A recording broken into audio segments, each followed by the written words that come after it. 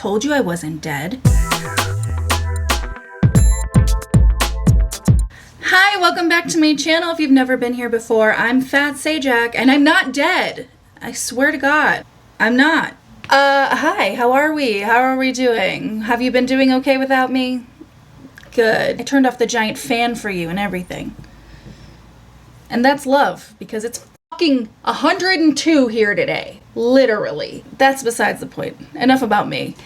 Today we're here to talk at length about something that I already made a video about several days ago, but so many things have transpired, and like my opinions on certain things changed a little bit. My views on things changed a little bit. So like I thought about just putting out that video and then like making an amendment video, but so many of my opinions actually changed that I just need to make a whole ass new video, so good for me. First, I need to answer this text. We're going to be talking about a series of things today, all in the same topic, all in the same vein. So it's not an episode of The Dump, but I am going to be dumping on you. We're going to be watching 3 separate videos, and I have a lot of opinions and a lot of things to say. I literally have notes. Like, this is how I used to do videos in the old days, when I used to make those really long ass videos, like the Jimmy Snow videos that are like an hour and a half long. That's how I used to make those videos. So I 100% have a shit ton of notes. I have a lot of things to say, and I should probably get to it because you don't have all day. Your time is very important, which is why I'm so grateful that you're spending this time with me, and how wonderful it would feel if you just subscribe to my channel. See how smooth that segue was? I also have a Patreon where we watch a bunch of nostalgia content. We are trudging through some Teen Mom, and by trudging I mean joyfully. I love watching them with my patrons because it's a blast. Also a lot of nostalgia movies. Most recently we watched The Fly against the will of my patrons, but sometimes it's about me and what I want, so there you are. So Patreon's there, you can join for $1, you get all the content, it's all there, everything's linked below. There are also a series of links in my videos for ways to help out your fellow human beings in various different ways, places to put your funds if you have extra funds and whatnot in these trying times for your friends, neighbors, communities, and those less fortunate than yourself. So please feel free to check out those links as well. Let's get into the video before... Well, let's just get into the video. Today we're going to be talking about this sort of saga happening between, and I feel like saga is really like kind of reductive, but this sort of saga amongst, well, I guess it's just between Adam McIntyre and Joshua David Evans, who is the ex-husband of Colleen Ballinger. This has been an interesting fucking roller coaster to watch sort of unfold, actually. I'm gonna walk you through the best that I can. This video may be in sections. Professional, huh? So first we're gonna talk about the sort of backstory here.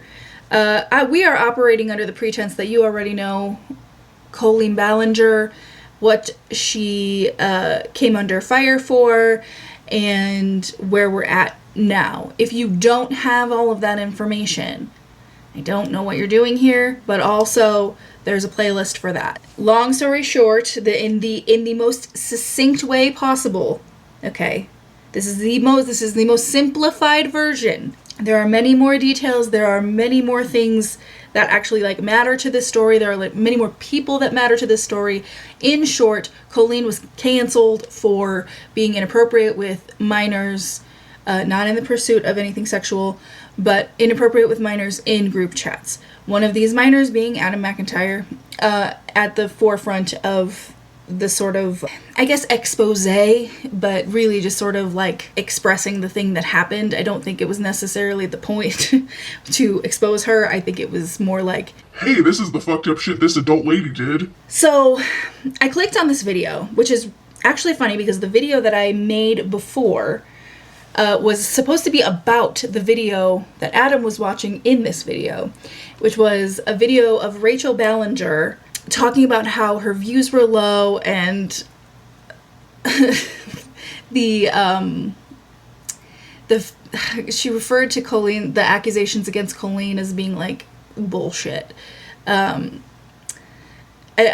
have to say I deeply, deeply, deeply enjoyed Adam's impression of Rachel.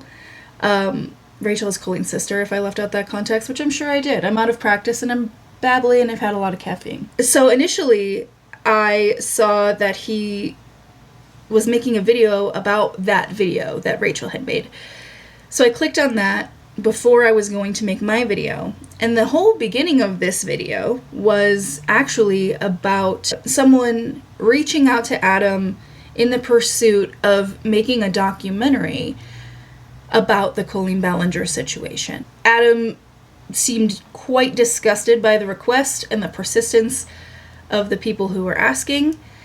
And then also brought up that, like, another player in the whole saga of what happened with Colleen Ballinger also reached out to Adam to sort of like prod him into getting on board with the doc. Through facial expressions that confirmed as such, the Twitch chat seemed to guess that this person was Joshua David Evans, who again is the ex-husband of Colleen Ballinger. It seemed like, y'all know I frequent the Colleen Ballinger snark on Reddit, and it seemed like the snark page had a lot of issues with the way that Adam handled talking about this. That it felt invalidating to the other victims of Colleen Ballinger, like Becky and Oliver and Ella and Alex. Specifically, in the video that I had already filmed, I sort of waxed poetic about Oliver's story specifically. Oliver was being heavily pursued by a grown man who was the brother of Colleen Ballinger, Trent, and never really got his justice in that story, because the remainder of the sort of docu-series that Swoop did was usurped by Johnny Silvestri being a lying, scammy, scummy son of a bitch, and then ended with a 27-hour video that was an interview between Swoop and Josh. And I want to say, like, right off the bat, before we even get into any of the rest of this, I am not a great judge of character in general. I'm very, like, in noticing things, I'm usually pretty passive, but sometimes when people rub me the wrong way, like, I can't shake it because it doesn't happen to me often. Like, I'm not that perceptive when it comes to, like, other people. Like, I can snuff out danger, I can snuff out, like, a sketchy person, and generally, like, when someone has a really good vibe, I can absolutely, like, pick up on that. But, like, unless we're in those, like, extremes, I usually don't, like, have any sort of perception of someone as a person. And for whatever reason, Josh has always given me really weird fucking vibes. And this was, I mean, long before any of this, like, ever came crashing down or anything. Like, any of this stuff with Colleen was ever exposed. Like, he's just always given me the weirdest, I don't know, it's just, like, something off, you know? And I think that informed a lot of, like, my feelings about him telling his story at the time. And I spoke out of turn a little bit when all of this was going down in 2023, and sort of disregarded Josh's trauma because he gives me a weird vibe. And so I just wanted to, like, get this out of the way. Two things can be true, right? Like, I can have a weird fucking feeling about Josh, and Josh can absolutely be wrong in having participated in a lot of these, like, chats with Colleen and fans. And he can also be a victim of Colleen as well. Like, I want it just to be clear, like, I hold those truths equally. So if I come off as snarky and sarcastic when talking about Josh, it's just because he gives me weird fucking vibes. I don't intend to, like, invalidate the things that he experienced or the things that he's talked about, or I think he should shut up because, you know, he's a weirdo to me. I think any victim of anybody has the right to talk about it for as long as they want. blanket statement, regardless of gender, regardless of, whatever. Like, I think everybody deserves to talk ad nauseum about the things they experienced until they don't feel like talking about it anymore. That's just my 2 cents. Okay. So now that that disclaimer's out of the way, I can continue. Like I said, the snark page had a lot of issues with the way that Adam spoke about this, because he was viscerally angry. He was really pissed off and did sort of speak on everybody's behalf in a way by saying, like, what more needs to be said? This is 2026. And like I just said, I personally feel like every victim of anything deserves the right to talk about it for as long as they feel like it. But I think one of the most important things about this and this outburst that Adam had that I think is just worth noting and like thinking about, especially if you're on that side of like, wow, Adam's so explosive, like what the hell, like why is he disregarding the other victims? And which, like, by the way, I don't feel like he was. I think the bigger picture is that, like, he's pissed off, and I think that's just as valid as someone wanting. By the way, this was about the documentary. Did I say that already? Jesus Christ. So basically, Adam rejected the documentary. He was like, nope, not interested, no thank you. And the person who had reached out, I guess, was quite persistent. And Adam was not really responding anymore. And listen, as someone who gets emails from people who want you to, like, take a sponsorship or do this thing, like, they really never stop, even when you're like, no thanks. I think people took a lot of issue with the explosiveness of saying, like, why do you need to rehash this for all of us? This is not something that we need to continue talking about in 2026, etc. And that's perfectly valid if that's how Adam feels. And I think this is kind of what the snark Reddit was kind of getting at, which was like, if that's how Adam feels about it, that's absolutely, totally valid and fine. But there are some stories that have not been told. There are some stories that haven't, maybe the other victims do want to come forward. They do want to talk about it more. They do want their stories heard in a more concise and more global way, which also is valid. I think the main point that I made in my other video was, like, nobody's really wrong. Everybody's just really heated. My larger point in terms of, like, Adam's explosive reaction to this, or his angry reaction to this, is that we have to remember that it's okay to not say things perfectly in life. Like, that's part of being a human. Like, not saying things correctly every time, not remembering to take everybody into account every single time you speak. It's okay to have missed that. It's okay to have even overreacted, if that's the case. It's okay to have not hit every bullet point, because you have human emotions and you have feelings, and sometimes that's just overpowering. Like, that's for anybody, as a person, creator, non-creator, anybody. Like, if you run into a scenario where you're, like, triggered emotionally into, expressing yourself in some capacity, and you don't do it perfectly, that's okay. I don't think it means that Adam has disregarded them as people, as victims, wants them to not speak up, not to say anything, not to do the documentary. I think, speaking for himself, if that's what he wants to not participate in that, I think that's totally valid. It's not the trauma Olympics. Everybody has different experiences, everybody has different feelings. After this, Josh basically outs himself as this person who was involved in the whole Colleen saga by leaving this really long-winded comment on one of Adam's videos. I think it was this video, the Rachel video. And it reads as follows. Adam, I just watched this, and honestly, I'm really disappointed by the way you chose to approach this whole thing. You know damn well people knew exactly who you were talking about. I mean, okay.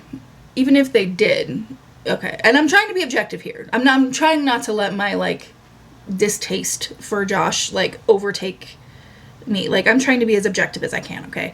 But, like, even if he said outright, Josh DM'd me trying to get me to partake in this documentary situation. Okay. So, it's what happened. You presented the entire documentary situation with a lot of anger and certainty despite not having the full context, and then encouraged a negative reaction from your audience. I don't think he encouraged a negative reaction from your audience, even though the muckers will go to bat for Adam every time. I think he was just angry. What makes it even more frustrating is that I genuinely wanted to talk with you about it beforehand and get your perspective. I reached out and you never responded. Well, I gotta be honest, like, I do...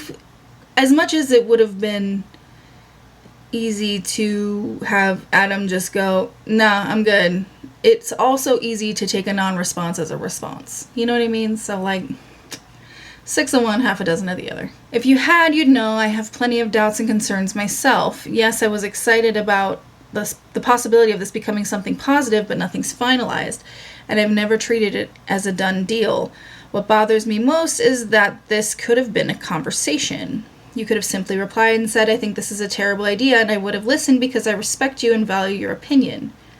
Okay, but do you need Adam to tell you that this is a terrible idea, or can you just participate in the documentary? This just feels like a really weird game of telephone.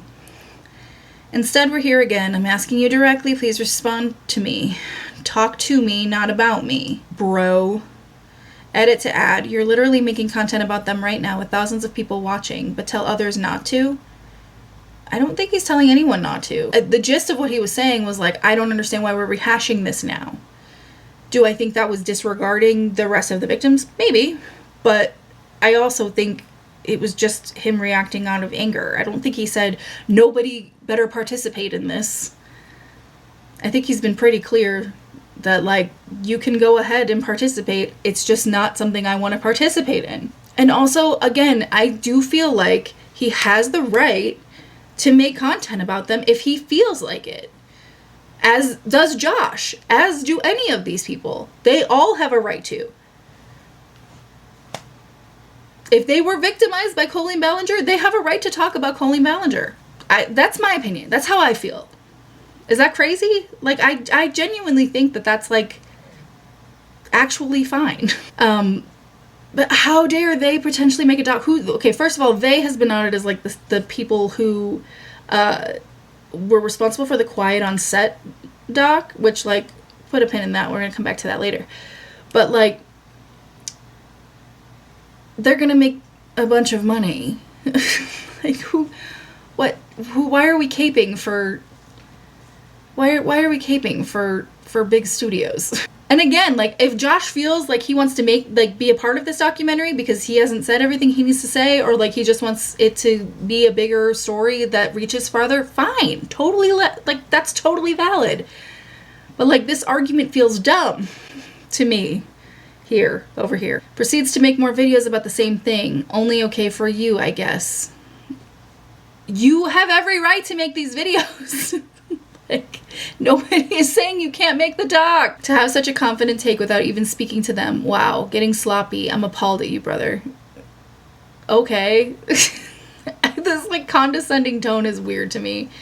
And then underneath, Becky and Oliver both shared their support for Josh, I guess. Which is fine. Again, valid. If y'all want to participate in the documentary, I think that's great. Especially people like Oliver, whose stories were never told. The fact that we, like, jumped from point A to point C without telling that story is so fucked. That's so fucked. And I know that, like, there were... I've heard rumors that they ran into some, like, legal issues talking about Oliver's story, but, like, that doesn't add up for me. Like, I don't know the details there, but, like, that feels not correct. I don't know. After this, Adam makes another video, because that's what Adam does. And Josh leaves a comment that says, "See you at VidCon, bro," with a sunflower emoji. Now, the lore of the sunflower emoji, evidently, is it was an emoji used back in the day when Colleen and apparently Josh also were making fun of people, making fun of fans, talking shit, basically. And, I mean, listen, listen, that's a really weird, fucked up thing to do. Especially because y'all came from the same cycle.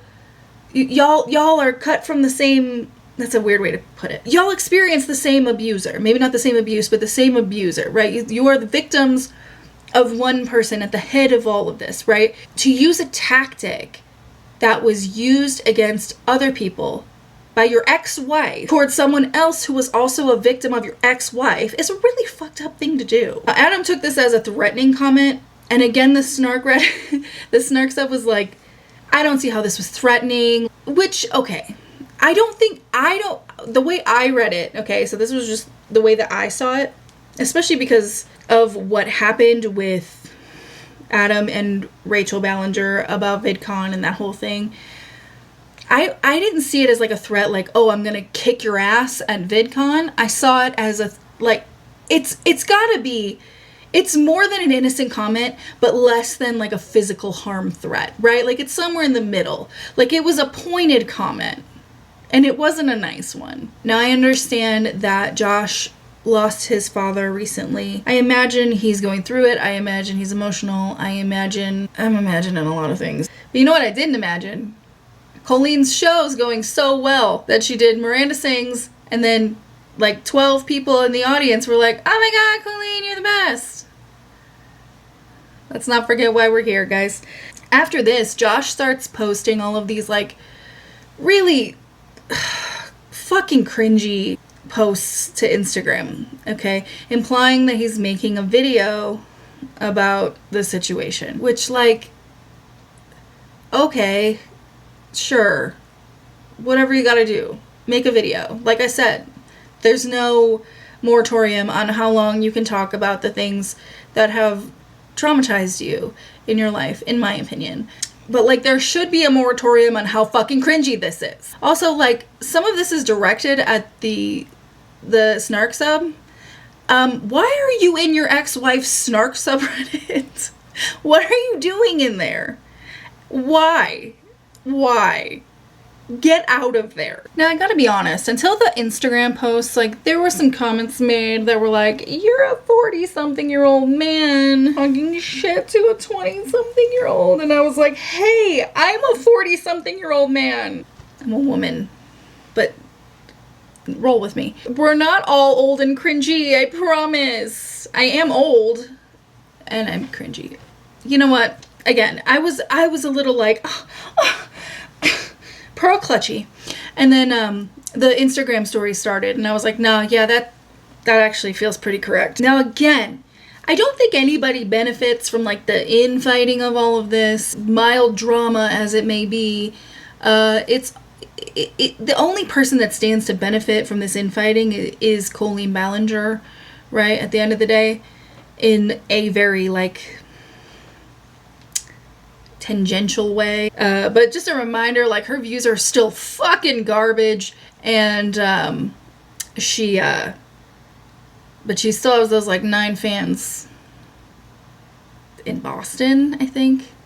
So even if you can't sell out a show, 9 people probably still care about you, and that's an important lesson to take away from all this. Anywho, but like I said, multiple things can be true, right? Like, Josh can be a victim of Colleen, a participant in the things that Colleen also participated in, and give me the fucking creeps, right? It doesn't make his trauma less valid. It doesn't make his right to speak invalid. I think that was the end of the thought. Alright, so this leads us into the next portion of this video. So Adam McIntyre made a video called, I believe it was called Joshua David Evans Needs to Be Stopped. And, you know, knowing the internet with a title like that, it was going to beget receipts. We're going to watch like a solid half of this. And then I'm going to say the things that I want to say about it, okay? Okay.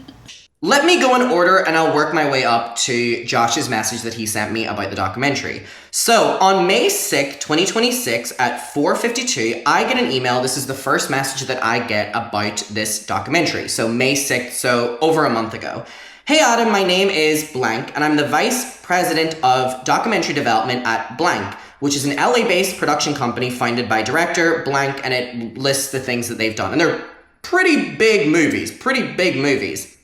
We partnered with Blank Studios to investigate the Colleen Ballinger saga for a documentary. You may have seen that Blank published some exposés on the story, and we're continuing and hoping to continue on that work.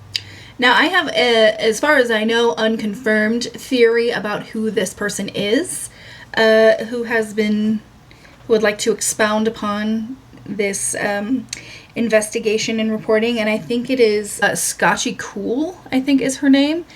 You may know her as being a commentator in the Quiet on Set documentary, but I know her and remember her. I don't know her, but I remember her as the person who did that god-awful Gabby Hanna interview.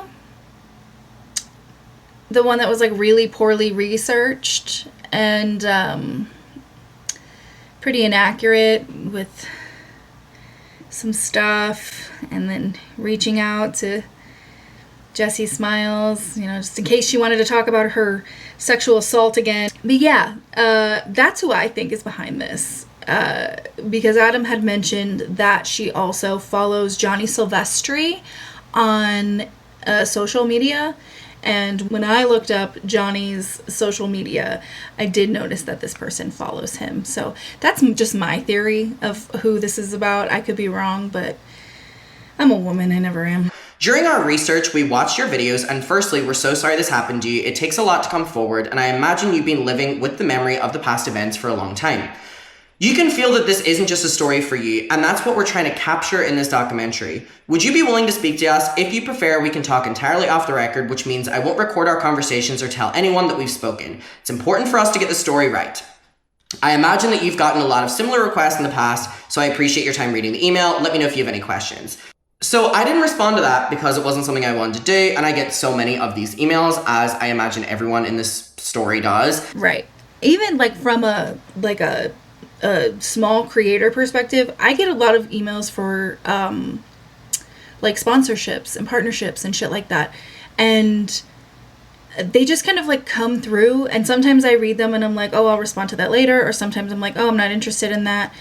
And then they send follow-up after follow-up after follow-up after follow-up. And there's just sometimes where, like, I don't get to them or I don't want to get to them. And maybe that's not the most professional thing. But sometimes they're scams. And I don't fuck with that shit. And also, like, I usually don't fuck with sponsorships either. But I get a follow-up a couple days later on the 11th of May at 7 p.m. Hi, Adam. Hope you had a great weekend. I wanted to check in and see if you got the details below. So I didn't respond to that, and then on my Instagram, I start getting these DMs. So I get this. So on the 13th of May, so 3 days after the follow-up, I get a DM from the journalist and documentary producer on board of this. Hey Adam, blank here, their name. I'm a journalist and documentary producer. You might remember me from doing Quiet on Set, and we'll get to that, and they list a bunch of other documentaries as well. I'm getting in touch because I'm working on a documentary that I'm hoping that you would want to talk to you more about. Could you drop me a line here or over email and we can set up a call? And then they gave me their email. And then I got a follow-up the next day. Hey Adam, just checking on this. And then 5 days later, I get another message in response to my Instagram story. This person responds and goes, hey Adam, I've been trying to reach you about a documentary that I'm working on. Could you shoot me an email or a message? I would love to talk to you on Zoom or call more. Okay, and here's the thing, right? Like, I genuinely think, yes, easily you could say, thank you so much for reaching out. I'm not interested at this time. Please stop contacting me. 100%. But also, like, these emails were opened with, like, I'm so sorry this traumatic thing happened, but allow me to rip open the wound a few more times and send you 900 more emails. Yeah, I mean, obviously at this point, yes, we could very easily just say, no thank you, I'm not interested in this documentary, I'm not interested in participating, please don't reach out again. But, like, sometimes a non-answer is an answer, you know what I mean? And then 10 days later, I get another one on the 1st of June, so that was on the 20th of May. So I've now gotten 6th of May, 11th of May, 13th of May, 14th of May, 20th of May.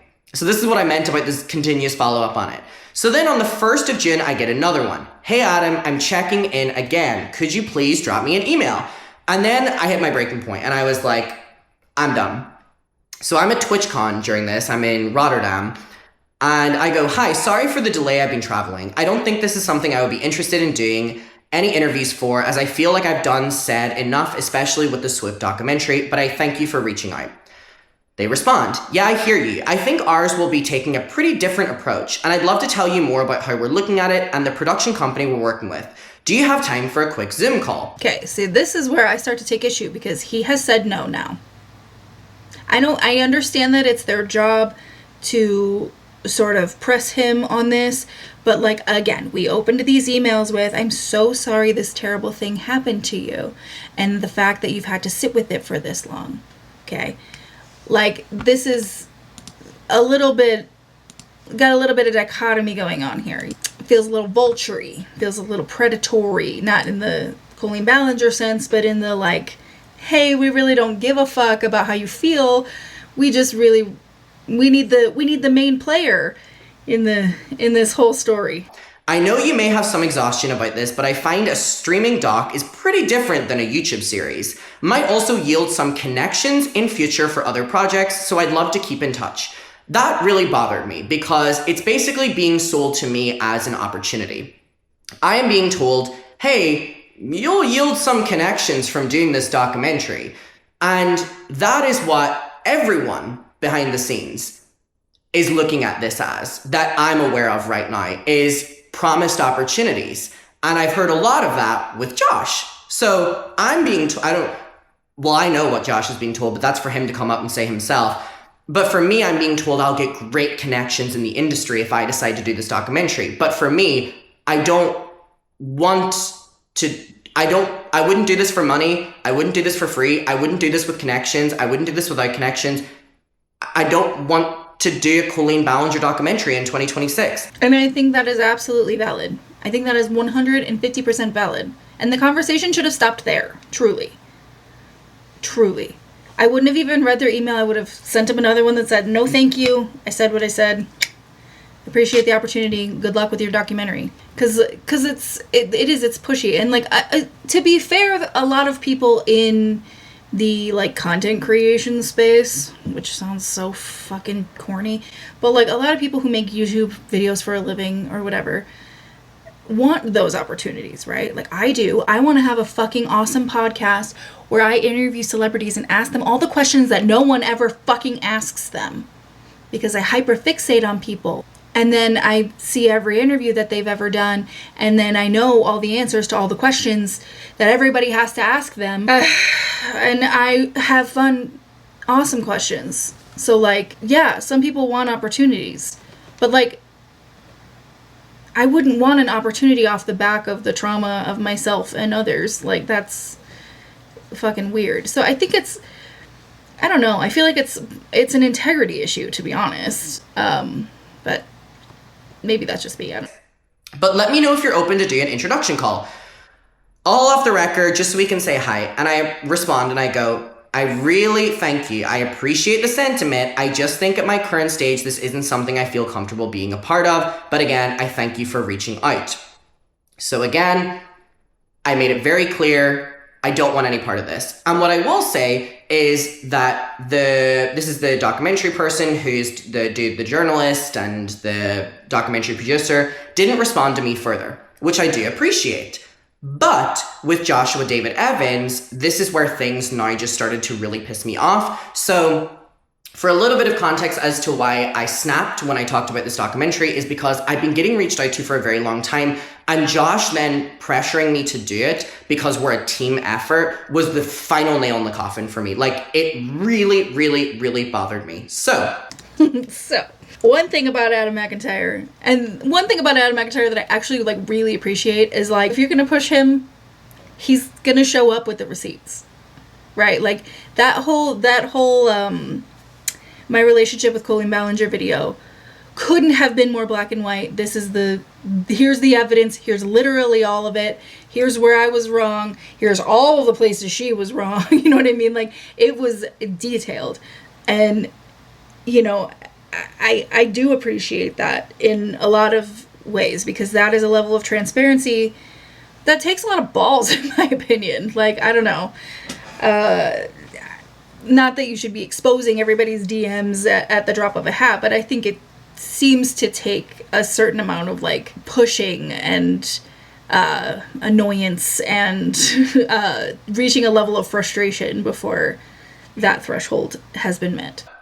Here is the message that I get from Joshua David Evans. Now, I just want to be transparent and say that Josh opens the message, and also in this message says some pretty open things about mental health and where he's at. So I'm choosing not to read those. I don't think that it is important to read in. I think everything that I want to talk about, I can talk about without reading those parts. And that is for Josh to read out himself if he decides to. And I would love to comment on it if he decides to read that out, because I have a pattern with Josh when it comes to things like this. So I'll talk about that as well. So here is the message that Josh sends me. I will say, opening a message by talking about your assuming poor mental health in some capacity, certainly with the passing of his father, I know that he is, as far as I know, in recovery from alcoholism. Obviously things are a struggle and nothing is linear. Grief is not linear. Sobriety is not linear. There are a lot of factors at play here, but to open a message up with talking about your poor mental health and then sort of like, I'm assuming, approaching Adam sort of in a, pleading for his participation in this documentary feels textbook manipulative, in my opinion. He goes, "Hey Adam, hope you're doing all right, man." And then the following message, I don't want to read the entirety of it, and he kind of ends that paragraph with, "So forgive the random message, I wouldn't have crawled out of my cave if it wasn't for the right reason." And then I go on, he goes, "I'm working with blank, head of documentary at blank. Blank, blank, blank, all of these different names. An investigative reporter blank on a documentary about the Miranda Sings, Colleen Ballinger story and everything surrounding it." Hold on. Hold for applause.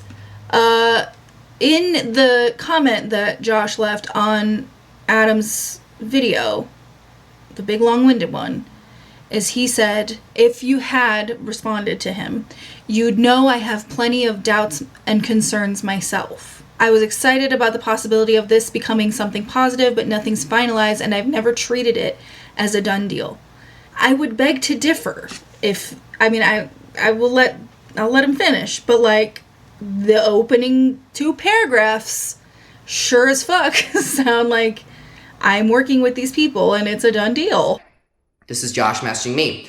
"Quick context on the project. Bullet points. Blank has already reported on this story, and this is an expansion of that work. It's been developed for major streamers with real mainstream rollout discussions." I don't know if it's the way that Adam's reading this, or if it's actually just how it is. You know what? What the fuck in the chat GPT is going on in here on this day? What is this? The bullet points? The bullet points? Now, I don't know how Josh talks in the DMs usually, but the bullet points? Girl, we need water. Blank, blank, these big streaming, dominating platforms. So he's like, these big people want this. The angle is not internet recap, but the broader impact of fandoms rising, collapsing, and what this does to the people inside them. I've made multiple videos about that, actually. They're some of the very first videos when I started making commentary videos. They're bad, but they were about Gabby Hanna's sort of fandom, which, God, one of those people resurfaced recently, and I'm reticent to talk about that. I don't want to give it as much attention, even though I'd like to correct the record. I'm debating, okay? Anyway. The focus is telling it through the people who were actually affected the most. After a few conversations, they made something really clear that stuck with me. They wanted to come to me first because I was closest to the center of it. And then the internet kind of moved on. But I still have to live with the aftermath. I won't lie, that landed with me more than I expected. When they asked who else should be part of it, your name came up immediately. So Josh is saying that he pitched me being a part of this. Okay.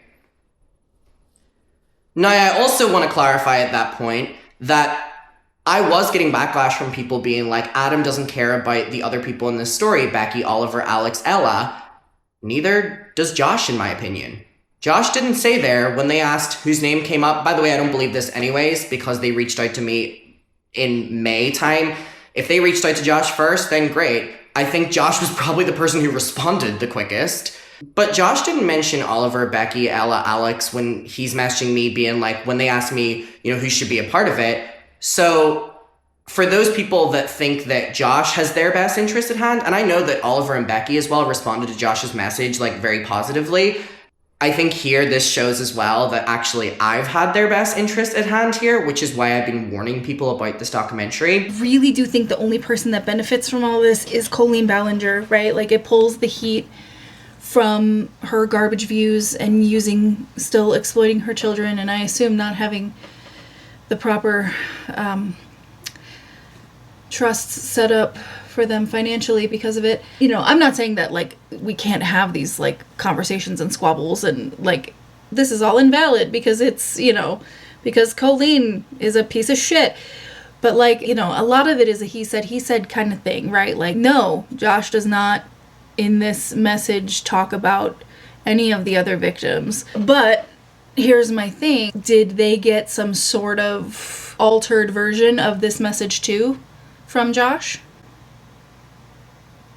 Were they also reached out to by, the production company or the whoever's producing the doc? Because when they asked who else should be a part of it, your name came up immediately is an easily copy-pastable statement, right? There's, that's not in any way specific. So for me, this feels more like Josh being sent in to butter up the other victims to give them a vote of confidence that they should do it. I don't know. These are just my theories, and again, I feel like people like Oliver probably want, I feel like he probably wants his story told. That was so overlooked. And Josh's involvement being very, in my opinion, self-centered. There was a time when you were pulled into shit around all of this at such a young age. And that must have been mental torture to carry as an adult with a new perspective. Yet he's harassing me every day on his Instagram story right now and threatening to confront me at a convention that I'm going to be working at. Yeah, I do think that that's a very valid point. This whole that must have been really hard for you. Here's empathy. And then, Adam doesn't handle it in a professional way or a calm way. And then all of a sudden it's, cringy Instagram stories and I'm making a video about this. And again, a lot of things at play here. It's a very nuanced conversation. A lot of what ifs, a lot of could be's, not a lot of Colleen Ballinger fans. There's only about 9 of them. So don't worry about that. At the same time, I've always respected that you didn't stay silent. He goes, I also know that blank reached out to you on Instagram, so you may have already seen this coming in some form, which is interesting and keep note of that. There's no pressure at all. I just wanted you to hear from me directly instead of a cold outreach, which is what this is, by the way.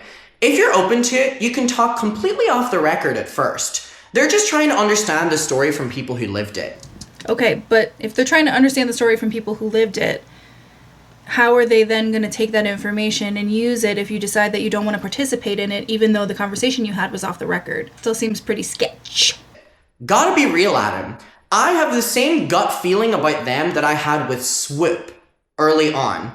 I think we should listen to it. They're not a pair. They're not a tag team. They don't have to do everything one and the same. But also all of these, I'm just realizing now that this is not one long DM. This is several DMs. Because at first I was like, how is this? This isn't harassing. This isn't haranguing somebody to do something. But this is multiple messages. Which is a little nuts. It's a little nuts in my opinion. Just a little bit. And then he says that he was going through it, And he goes, and I snapped out of it with a new reality in February. If I'm gonna keep living, I'll do it my way and with a backbone. Wow, save that for the doc. That could be like your Real Housewives tagline. Sorry. I'm ready to finish this. I'd love to have you next to me. I literally don't know what that means. I'm ready to finish this. I'd love you next to me. Okay, again, I want to hold a couple truths together, okay? Let's respect the nuance of this conversation. Josh can still want to talk about this. Josh also had a 4-hour swoop episode. Like, how... I thought it was finished, you know what I mean? Like the story as a whole, right? Like, if you want to continue to talk about how it affects you, if you want to continue to talk about any aspect of it, of course. And even if it's in the documentary, of course, go for it. But, like, I'm ready to finish this? I thought you had finished it. And why do you need Adam? Like, I don't know. Like, I have to agree. Like, it's kind of weird. That's kind of a weird approach. Why can't he just do the documentary and then let Adam be okay with not doing the documentary? I don't know what that means. Pamela, his wife, Jay Diaz, his friend, and my best friend Charlie are doing it as well. That's who, at the point of him trying to rally me to do this, is doing the documentary. Josh, his wife Pamela, and his 2 best friends. I appreciate you taking the time to read this. I have a lot of thoughts. I have notes here. First of all, one of the main red flags for me, which I can't believe Josh didn't flag and jumped at the opportunity of doing this documentary, and I guess him and his wife were like, let's do this together, and his friends as well, is that the people who are working on this did the Quiet on Set documentary. And if you don't know the problems with the Quiet on Set Nickelodeon documentary that centered around Drake Bell and Alexa Nicholas, it was selective framing. I have my notes here. It was presenting Drake Bell solely as a victim, and it didn't acknowledge in the slightest things that we've talked about and everyone has talked about, which is his own conviction involving a minor. Right. Also, additionally, in addition to that, the documentary and the people who ran the documentary seemed to have no care in place for the people they were talking to. They were rehashing and opening old wounds, and they had no sort of, like, regard for the trauma built up. I mean, these were kids who survived, like, pretty big childhood traumas. Quiet on set, but not handled with care, you know what I'm saying? But the fact that the documentary didn't even paint the full picture is irresponsible to Drake Bell's victims. Drake Bell literally did a guilty plea. Drake Bell pled guilty in Ohio to attempted child endangerment and disseminating matter harmful to juveniles involving a 15-year-old girl that he had inappropriate online contact with. That wasn't addressed in Quiet on Set, so clearly I don't respect the storytelling of these people. But aside from that, my issues with Josh reaching out to me, there are so many things here, and I've written them down. Whenever I was on the train from London down to Brighton, I was just... Because I'm like, why is Josh acting to me right now how him and Colleen, like, acted to me back in 2016, 2017? Like, what is going on here? My number one point is that Josh's message to me is both a pitch to have me join the documentary, but also him reaching out to me in an emotional, vulnerable state of him telling me the emotional position that he's currently in his life and his mental health struggles and stuff that goes even deeper than that. But that is framed and intertwined with this pitch of me doing this documentary to let's finish her once and for all. Right, 100%. 100%. The use of, like, talking about his mental health in this capacity as he's opening a pitch about doing a documentary is manipulative. Like, it is. I'm sorry. And it may be the truth, right? Like, I'm not saying it's not true. Josh clearly is going through something, because this isn't normal people behavior, you know, but it doesn't, you can't use that. You know what I mean? Like, whether or not he realizes he's doing it, opening up the email or the message, the DM with, you know, hey, I'm really fucking struggling here, but hey, we could put the nail in the Colleen Ballinger coffin, huh? Sound good? Actually, if they made it, could be, that DM could be used in a case of defamation by Colleen Ballinger, but I guess she probably doesn't have enough money to take anybody to court anyway. Anyway, I do think that was manipulative on his part, and I do think maybe this production company promised him a spot as a producer with producer credits if he's able to get people like Adam in, people like Becky in, people like Oliver in. I don't know. Just speculating. It's just a speculation. Because if you're promised producer credits, that's a fee hike, pretty good money dollars, plus stays on your, something for your CV, you know. Also, the use of we, you know, is really weird to me. I think we should listen to his gut feeling about the doc. Who's we?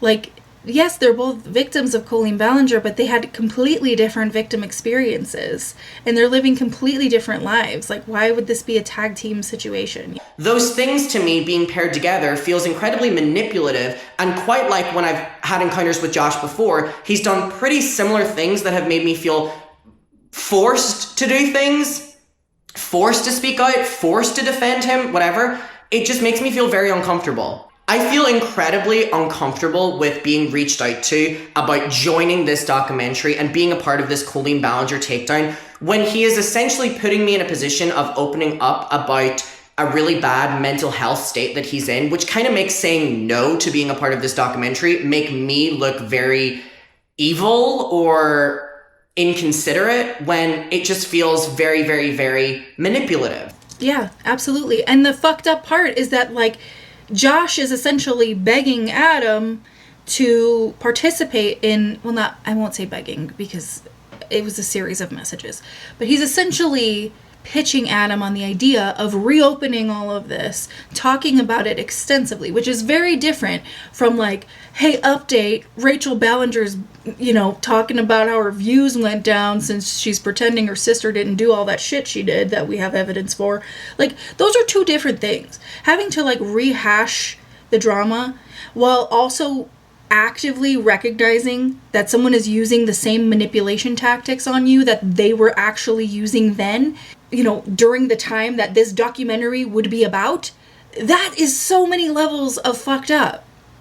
You know what I mean? Like, I don't want to, like, I'm not trying to write anybody off in terms of like what they experienced or like the approach they take or the things that they want to do, but like that is so fucked up. And again, it might not be something Josh is realizing that he's doing, but that is what he's doing.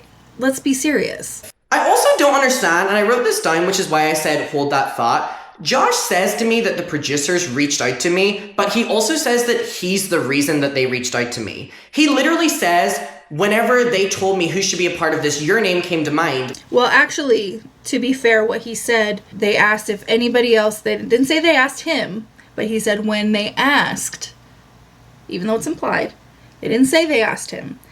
When asked who else should be involved, Adam's name came up immediately.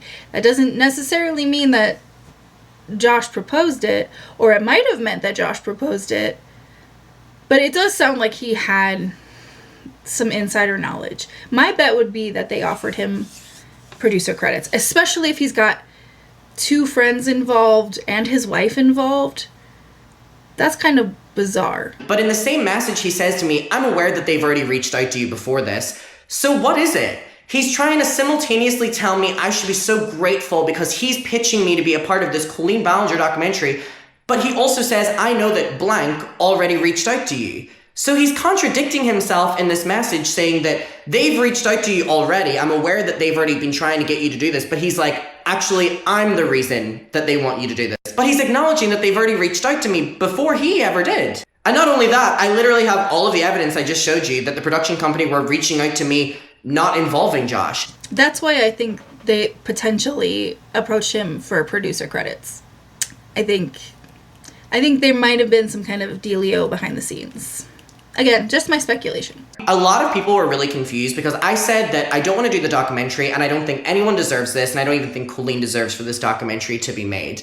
I just want to clarify that my position on Colleen has been very consistent, which is I've never been silent about calling her out. I did the SWIP documentary. I cannot even count the amount of hours that I did interviews for the SWIP documentary of it all. Heck, I was even on vacation with my family and I stayed up until like 5 a.m. doing follow-up interviews with SWIP. I was very devoted to making sure that they did the proper research and any question they wanted and everything. So I've been consistent on my point in calling Colleen out. I also think that's an important delineation to make between a streaming doc by a huge production company and a doc that you'd find on YouTube, or commentary even that you'd find on YouTube. Obviously, documentary making has been a thing for a very long time. It predates YouTube, right? But the thing about YouTube is that you have people whose whole job is to keep up with things like this, right? There are commentary channels, there's drama channels, there's, even the people who are involved, like Adam and even like Josh. And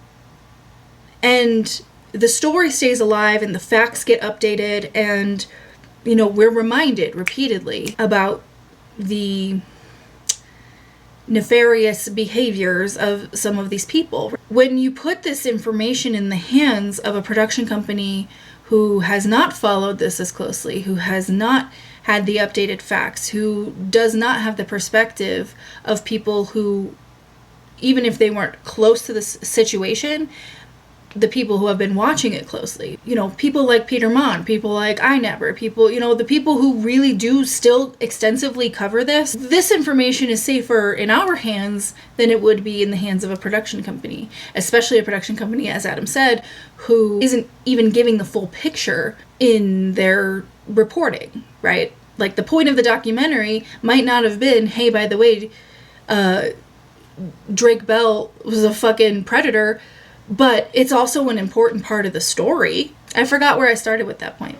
I've already done countless interviews. I've already done talking to all these different magazines or tabloids or whatever the hell you want to call them.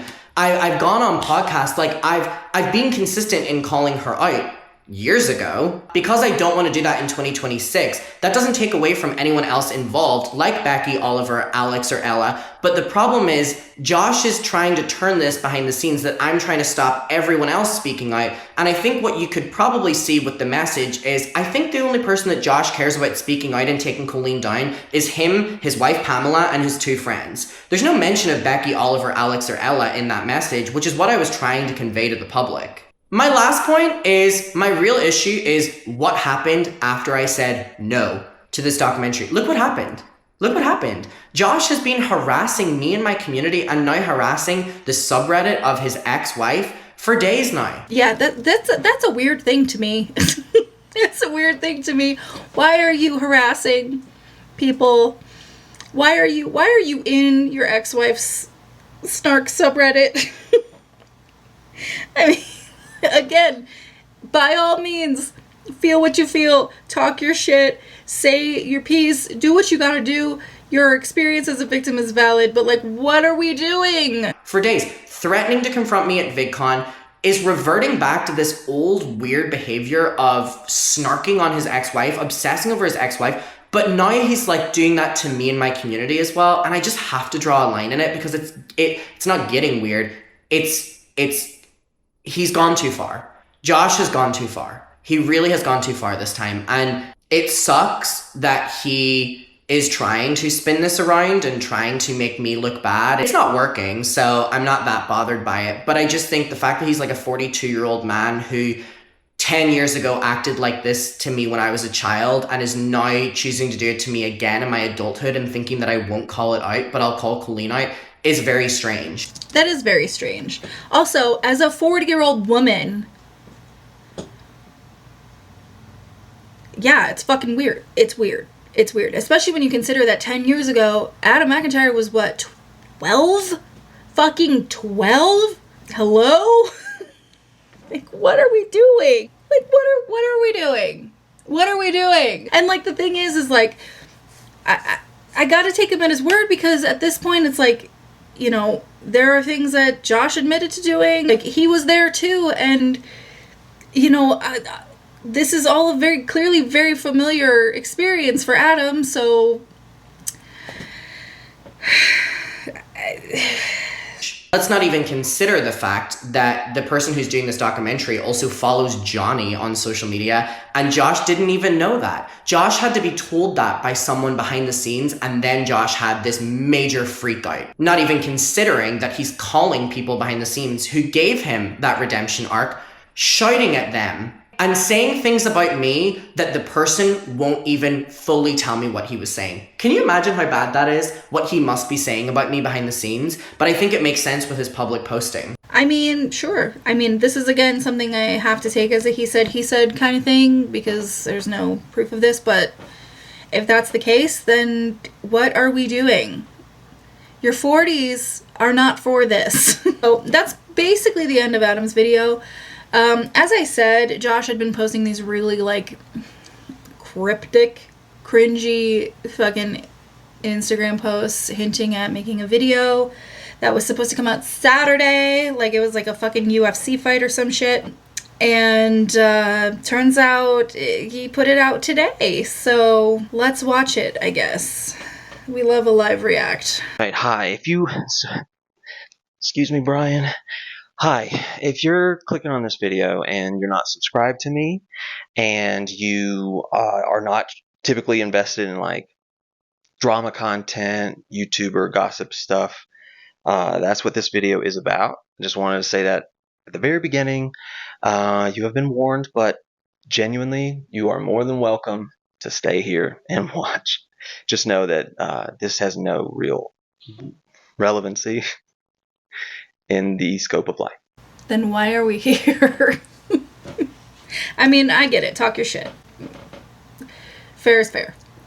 If one party gets to talk shit, the other party gets to talk shit. It's like I always say, if you have nothing nice to say, come and sit by me. So. Actually, Olympia Dukakis said that, but I like to think of myself as Olympia Dukakis in Steel Magnolias specifically. So, let's get straight into it. Number one, May 14th. Let's get into the timeline.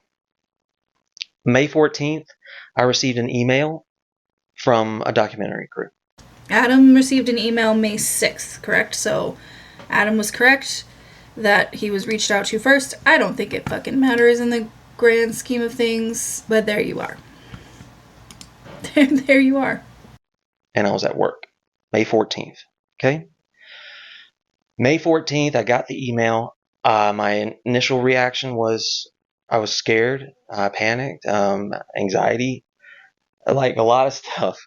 And I was like, why would they want to make this? Like, everything has been said. Well, not everything has been said, but, you know, it's been covered a lot.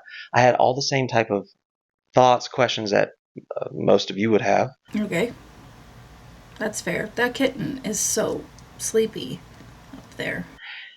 And I just thought, oh man, not again. Here we go again. 2026. It's happening all over again. I don't think it's happening all over again. She hasn't written a new song about it yet, has she? And then I started to think to myself, well, the responsible thing to do would be to at least hear them out and see where their head's at, because every single time I have not been involved in someone telling the story, it's really done so much damage. Okay. This is something I can absolutely agree with. And in my initial video that I made, it was a point that I had made then, but this was before all of this kind of blew up quite a bit. If it was me, like if I was Adam, say, or Josh, I guess, and I was propositioned with this idea of making this documentary, and it maybe even didn't sound like the best idea for me. I mean, unless I had a really, again, I'm a terrible judge of character, but like unless I had a really like deep, bad gut feeling about it, I would want to be part of the telling of the story just to make sure that the information was correct, the timeline was correct, my involvement was portrayed accurately. And I would want producer credits. Those would be my stipulations, personally.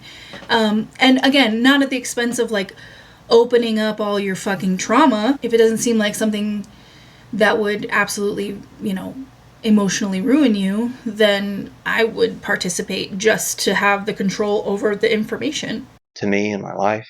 And so I thought I got to at least hear them out, see what it is that they're talking about. So I did. Sometime after the 14th, maybe a day or two later, we hopped on a call with a few of them, and the call went well. They told me on May 14th, 15th, 16th that I was the first person they reached out to. Okay. So if I'm not mistaken, what Adam said is he was reached out to on May 6th. So. That's what they told me. And I thought to myself, my ego goes, I'm never considered first in this situation. I can't believe someone would even value me like that, aside from Swoop. And the meeting went well. Nothing was on the record. The narrative has not been established. Just conversations. But in talking with them, they started to paint a picture like what they were going to do was not just the stuff that has been covered, and it has been covered very well. They think there's a bigger conversation to be had. And I was intrigued with that idea. Okay. That's all fair.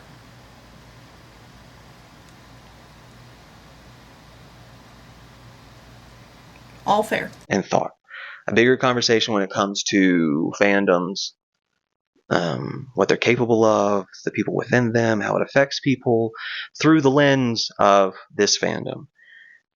And again, it was just an idea. Nothing is anything yet. And when we were talking, obviously you got brought up, Adam. And I said, oh, Adam and I are super close. When it comes to this stuff, Adam and I are super close. And okay, two things. One, that's a weird thing to say, or maybe a weird way to phrase it, I guess, is more accurate. Also, why? I mean, okay, I guess this has been made public, so it has to be like a addressing people thing. But personally, like, if I was in Josh's position, I think what I would have done is maybe just like address the parts that Adam like pinpointed in a general video, and then like I don't know, I guess Adam doesn't really want communication, so to the one-on-one thing is probably not an effective solution anyway. I don't know, I gotta stop spitballing.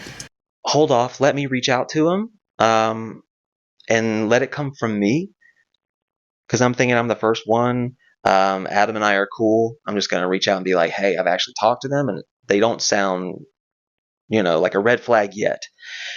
So I reached out to Adam, and I DM'd him and explained things, and, I was excited, wanted to see what he thought, and I didn't get a response from Adam. I didn't take offense to that. Adam's busy. Adam's popular. Adam has a lot of DMs. So when I had another meeting with them, again, we've had maybe 3 tops. The next meeting, they're like, what's up with Adam? I was like, he hadn't responded, but he's busy, I defended you. I talked you up. I was like, he's so all over the place with work. He's doing the thing.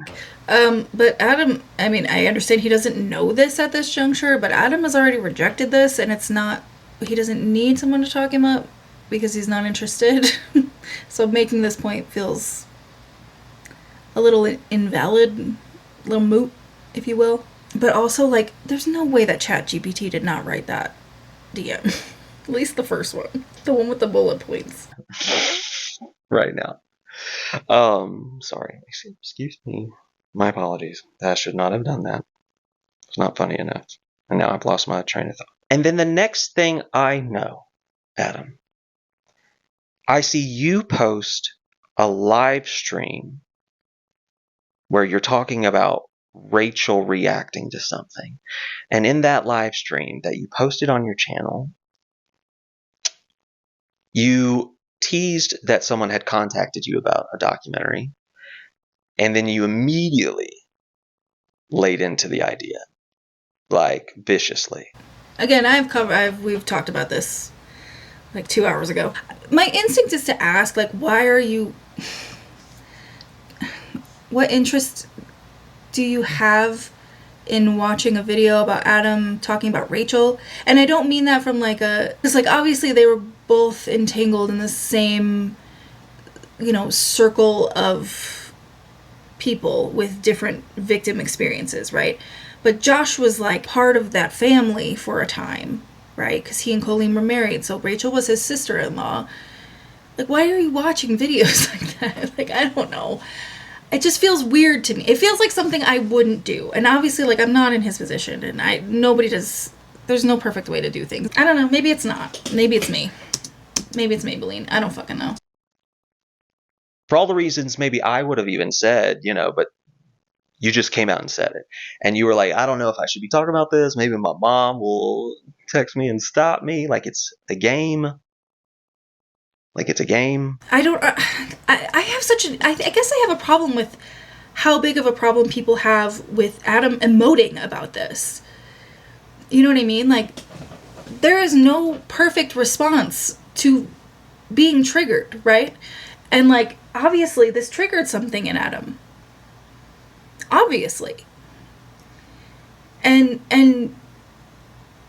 you know, maybe every move he made wasn't perfectly correct, and maybe every move Josh makes isn't perfectly correct, but it doesn't.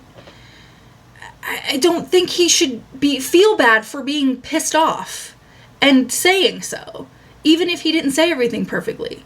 You know what I mean? Like, that's really how I feel about it. Or something.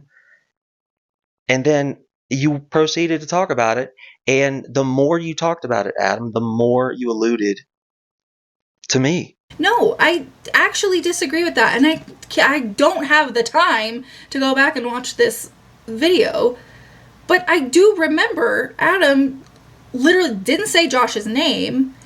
The chat was guessing, and Adam like gave an eye gesture, right? Yes, he was implied to be the person that Adam was talking about, that reached out to him about the doc.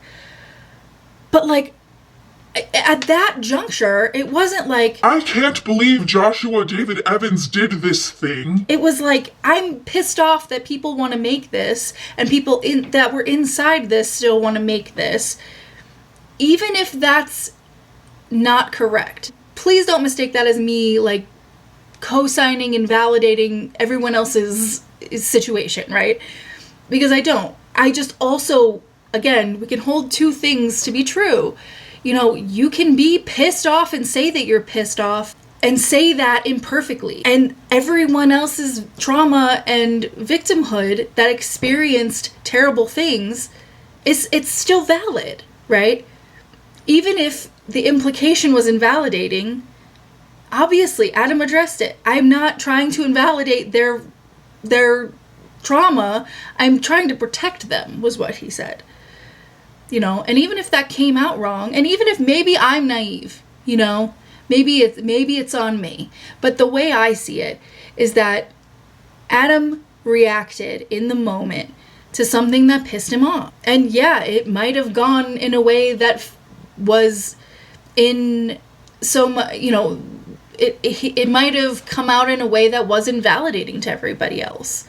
And yes, impact over intention. I get it. But you know, I think we do also have to allow people to say things imperfectly and then perhaps further the conversation instead of just drawing a line at, I don't like the thing you said and the way you said it.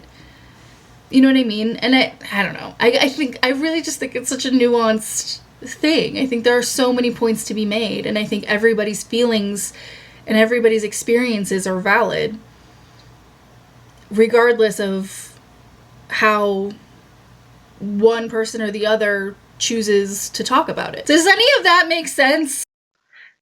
Especially when you got to the part where you're like, and then he said, we can do this together, bro. I saw your live stream comments. Josh, ew, Josh, ew, really? That's disgusting. Josh, oh my God, that's gross. Josh. You know what you were doing. You know exactly what you were doing. And what did I do in response to that?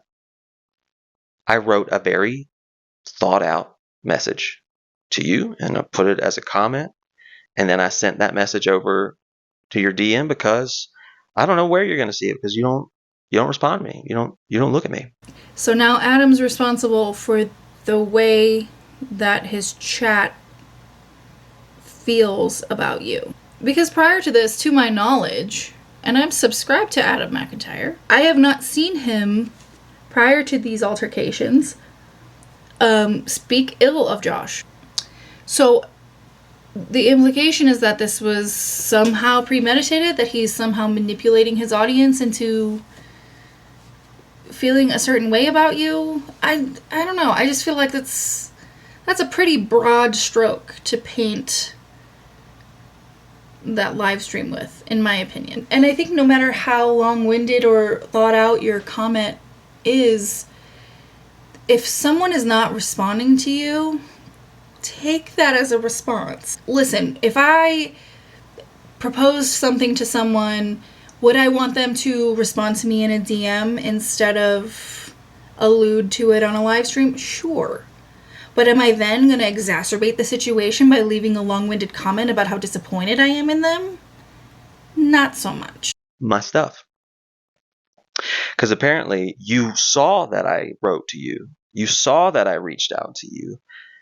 And then you chose not to respond, chose not to engage, and just chose to have a massive negative opinion and then broadcast it. Not only in the stream, but then on the post. You posted it. And I didn't understand what was going on. Because I'm like, Adam and I have been cool. Adam and I have been chill. Adam is 20 years younger than you. I really, I could see if this was, Adam completely smearing Josh's name. But, I don't think that there's not validity in Adam being like, hey, I already said no to this. Again, I don't think anybody's really wrong. I think everybody's just heated, and everybody has their own conflicting feelings. And I don't know, I think this is all a very huge thing for somebody just not communicating in the way that you would like. Obviously, it's still a soft spot, it's still a tender spot for him, as I'm sure it still is for Josh. And, I just feel like, just leave it alone. Because, if we didn't have a comment past this, I really don't even think this would have been that big of a deal. Maybe I'm wrong. Maybe it would have been. Maybe it would have been a subject that carried on. But, I think without Josh's, long-winded, well-thought-out comment, the conversation would have stopped there. And I don't think anyone would have continued to be like, ew, Josh. I think it would have been wow, what a weird thing to do, and everybody would have moved on. I don't know. There's a lot of hypotheticals in these scenarios. And why is he showing so much hostility, so much anger, so much vitriol? It shocked me. It really, truly shocked me. I left that message, which I will read, by the way, because I think a lot of times you like to rewrite history like someone else I know. Okay, see, this is the thing. We went from, I thought we were cool, to Adam simply saying, okay, we'll say he's right. All the implications are that Josh is a piece of shit for reaching out and trying to convince Adam to do this documentary. Okay, we'll say that's the case. Okay, Adam was way out of line, and his anger was absolutely misplaced, and he prodded his audience into feeling some type of way about Josh. Let's say that all of that is true. The way that Josh seems to go from, hey man, I feel slighted by this, to, no, I'm gonna read everything because you leave out a bunch of information. No, I'm gonna make a video because I didn't say everything I needed to say in that very public comment. And I'm all for defending yourself. Fine. I'm all for defending yourself. If you have things to say, if you're about to make a point that was missed entirely by everything that Adam McIntyre just shared with us, fine. Totally fine. But, here's the thing. It looks very erratic to go from, I was just reaching out with this peaceful comment. I just had a question. I was just curious. I thought I would bounce some ideas off of you. And when the response is not exactly what Josh was looking for, it becomes fine. Then I'm out of spite. I'm going to, show these things. Like, I don't know. This all just feels like a spite fight right now. And I'm tired. And also, like, I can't get past being in my 40s. I don't even want to be in the DMs of somebody in their 20s, to be completely honest with you. Like, I rarely check my DMs in general. But, like, even if I felt like I was an acquaintance of said person, if I knew said person, I thought we were cool, I'm not going to belabor the point about my relationship to somebody who's 20 years younger than me. That's weird. It's weird. Unless we were, like, real tight, like, real close friends, or, like, we worked together a lot or something. Like, we had a something more than just, like, I thought we were cool. It feels weird. And that's as someone in my 40s. Like, that's weird. Like, someone else we know. And also that little jab. Like, what are we doing? What are you doing? So you're telling me that we're gonna make the comparison of Adam McIntyre and Colleen Ballinger, knowing that Colleen Ballinger groomed this kid, was in group chats with him when he was a kid. Which does, if you want to talk about the larger conversation of fandoms, bring about a really important point of how they foster relationships with these kids. These creators foster relationships with these kids and mold them in such a way that they talk the way they do, they behave the way they do, they act out towards people who don't like the creator in such a way. This was going to be actually my bigger point about the Gabby Hennistan who came out with... Oh, we're not even going to get into that. Gabby's stands were the same way. They were molded into this cult-like mentality where they talked like her, they made the points that she made. She had, there was like a rubric for the way that she spoke and a rubric for the way that she handled things, and you could see it. You could see them mirroring it. And I'm not saying that Adam does the things that Colleen does. I'm saying that knowing that Adam was in these group chats with Colleen, to hurl that's low. That's low. That's a low blow. That's gross, in my opinion. Knowing everything that he knows about what happened there. And I'm not trying to invalidate what happened to Josh. But Adam was a child when this happened, right? He was a literal child. Let's just proceed, because I'm just going to keep yelling. Because I saw the video that you posted the next day where you mentioned this comment, Adam, and you were like, and then Josh had the balls to come and say this stuff about me and point fingers and da da da da da, and then he was like, oh man, I'm really going to go in. Like, you don't even know what I'm holding back. Why are you doing that? Why? We've been fine with each other. Why are you doing that? Well, why was your response to his non-response a long-winded diatribe about how disappointed you are in him for not wanting to participate in something that you want to participate in and not reacting in the way that you wanted him to react? Again, like, I'm not negating the fact that, like, yes, he made a heavy implication that it was Josh. Josh confirmed that it was Josh. But, like, again, I don't think this would have been as big of a thing if, like, I don't know, again, he reached out privately and said, hey, dude, what's up? Is there a problem? I understand he didn't respond the first time, but, like, I don't think anybody wins here. And you triple down, you double triple down. You start to talk about the people that are involved and how despicable the reasoning would be for someone to do that, alluded to that type of thing. And you know damn well, Adam, that the people that were included so far, just having conversations, no one has signed on, was my wife and people very, very, very close to me that are not like public people. So you were talking directly about my crew publicly after I thought we were cool. Okay. You're also 40. You're in your 40s. like, not to pull the age card here, but, like, pick your battles.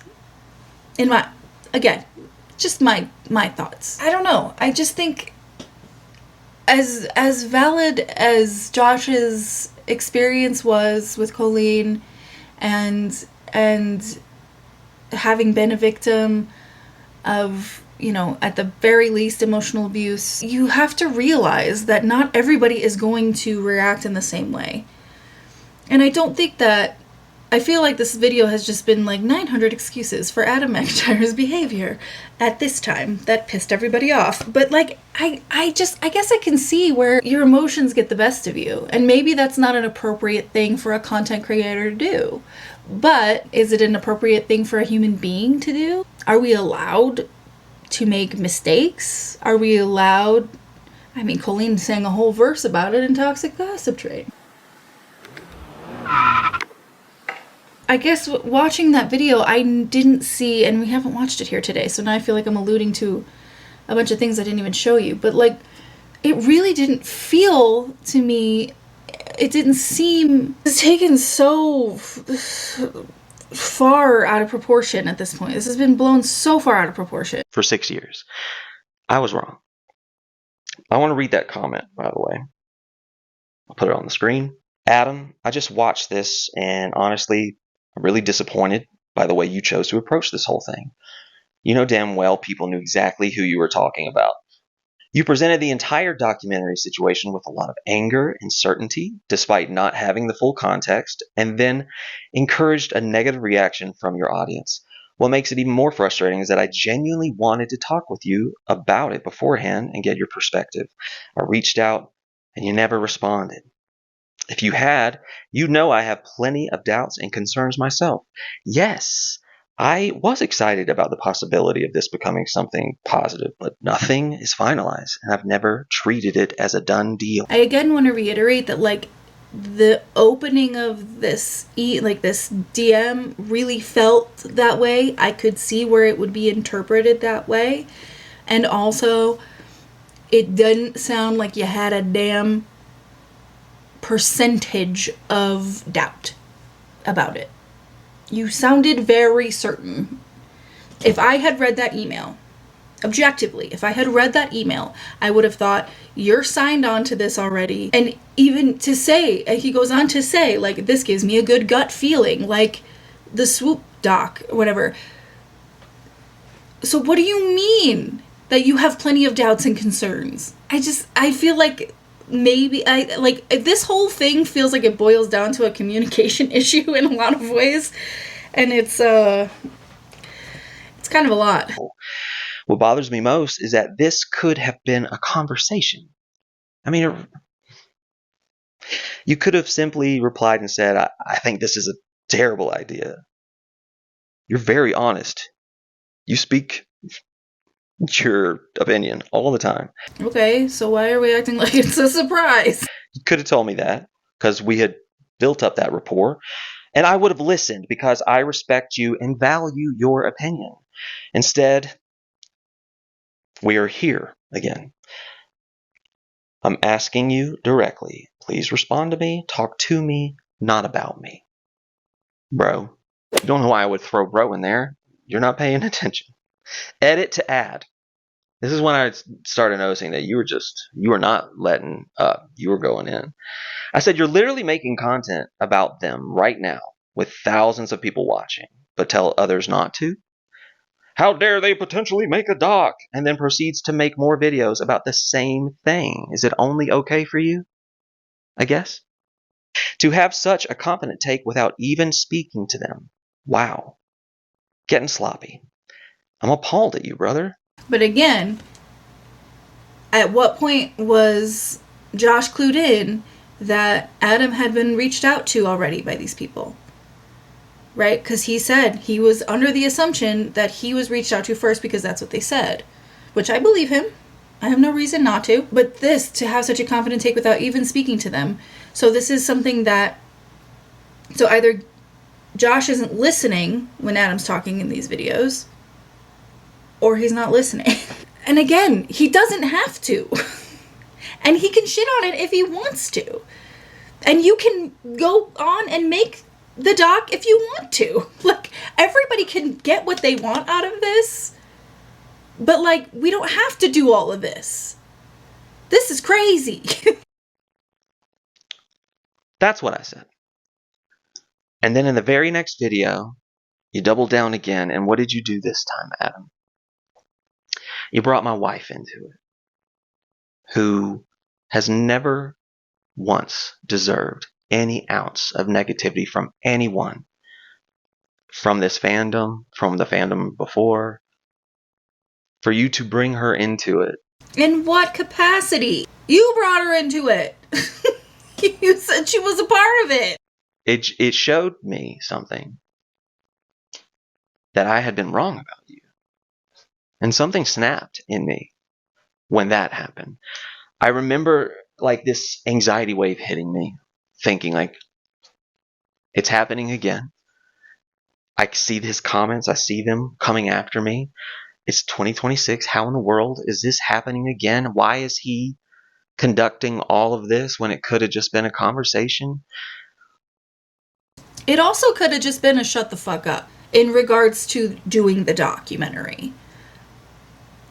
I mean, let's be serious. Again, if Josh wants to continue to talk about it, if he wants to make the doc, if he feels like it's the right move for him, more power to him. Go for it. Absolutely. By all means. Please do. This comes down to being upset about how Adam McIntyre reacted to something.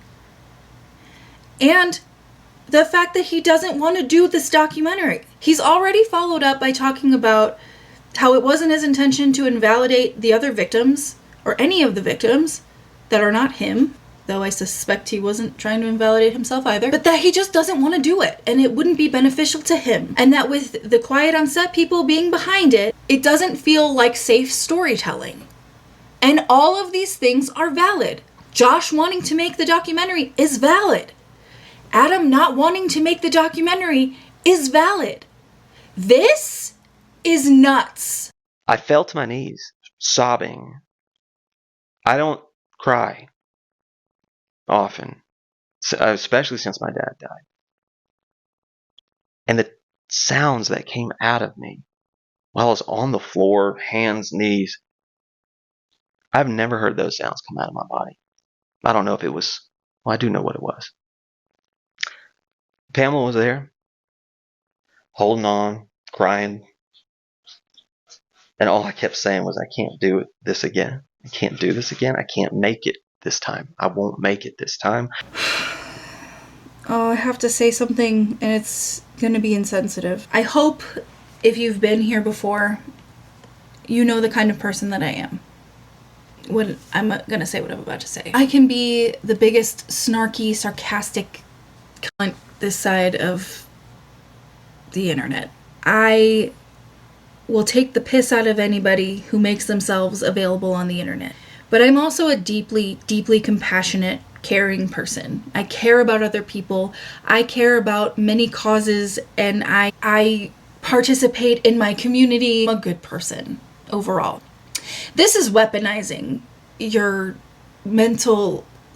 current poor mental health. This is a weaponization of your poor mental health. And I don't say that to be a bitch. I say that because that's unfair to Adam McIntyre. And I know I've spent a lot of this video defending Adam, but that is unfair to put that on him.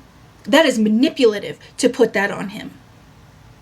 He is allowed, the same way Josh is allowed, to express himself when he feels upset. He is not responsible for Josh's triggers. No one is responsible for what triggers us. No one. We are responsible for our own triggers. We are responsible for ourselves to make sure we get help, to have people around us who can help when possible. He clearly has a very lovely, supportive wife who needs to tell him to get the fuck off the internet for a while.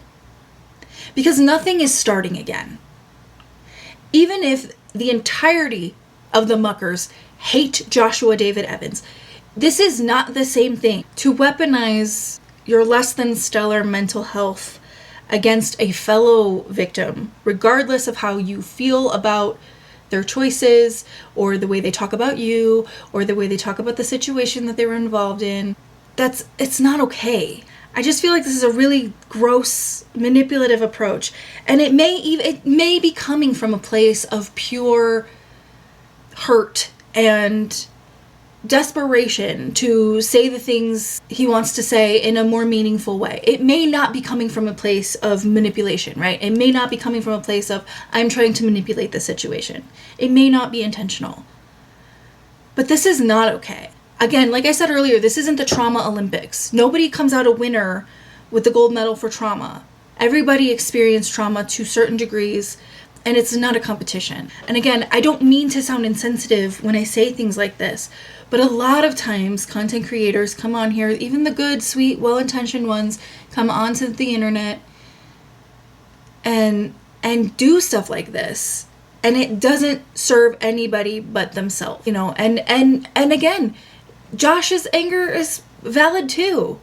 If he feels like the way that he was being spoken about was inherently disrespectful or whatever, that's fine. That's valid. But you don't get to come here and go, you said some stuff and I don't know, this might be my last hurrah. Like, that's gross. And I'm sorry if that's genuinely the truth, but Josh needs to be in some inpatient treatment if that's the case, and not sitting on a couch with kittens recounting a story of fucking, you know, YouTube drama. God, did the Journal Factory fucking explode this month or something?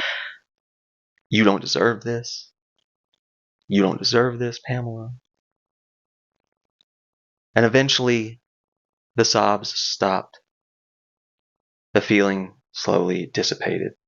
And a few hours later, something happened that I wasn't expecting. That has never happened in my entire life.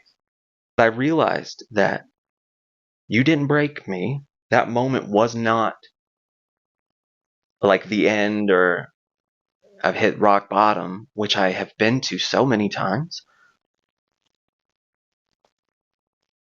I realized I'm free. You can say that's corny, right? You freed me.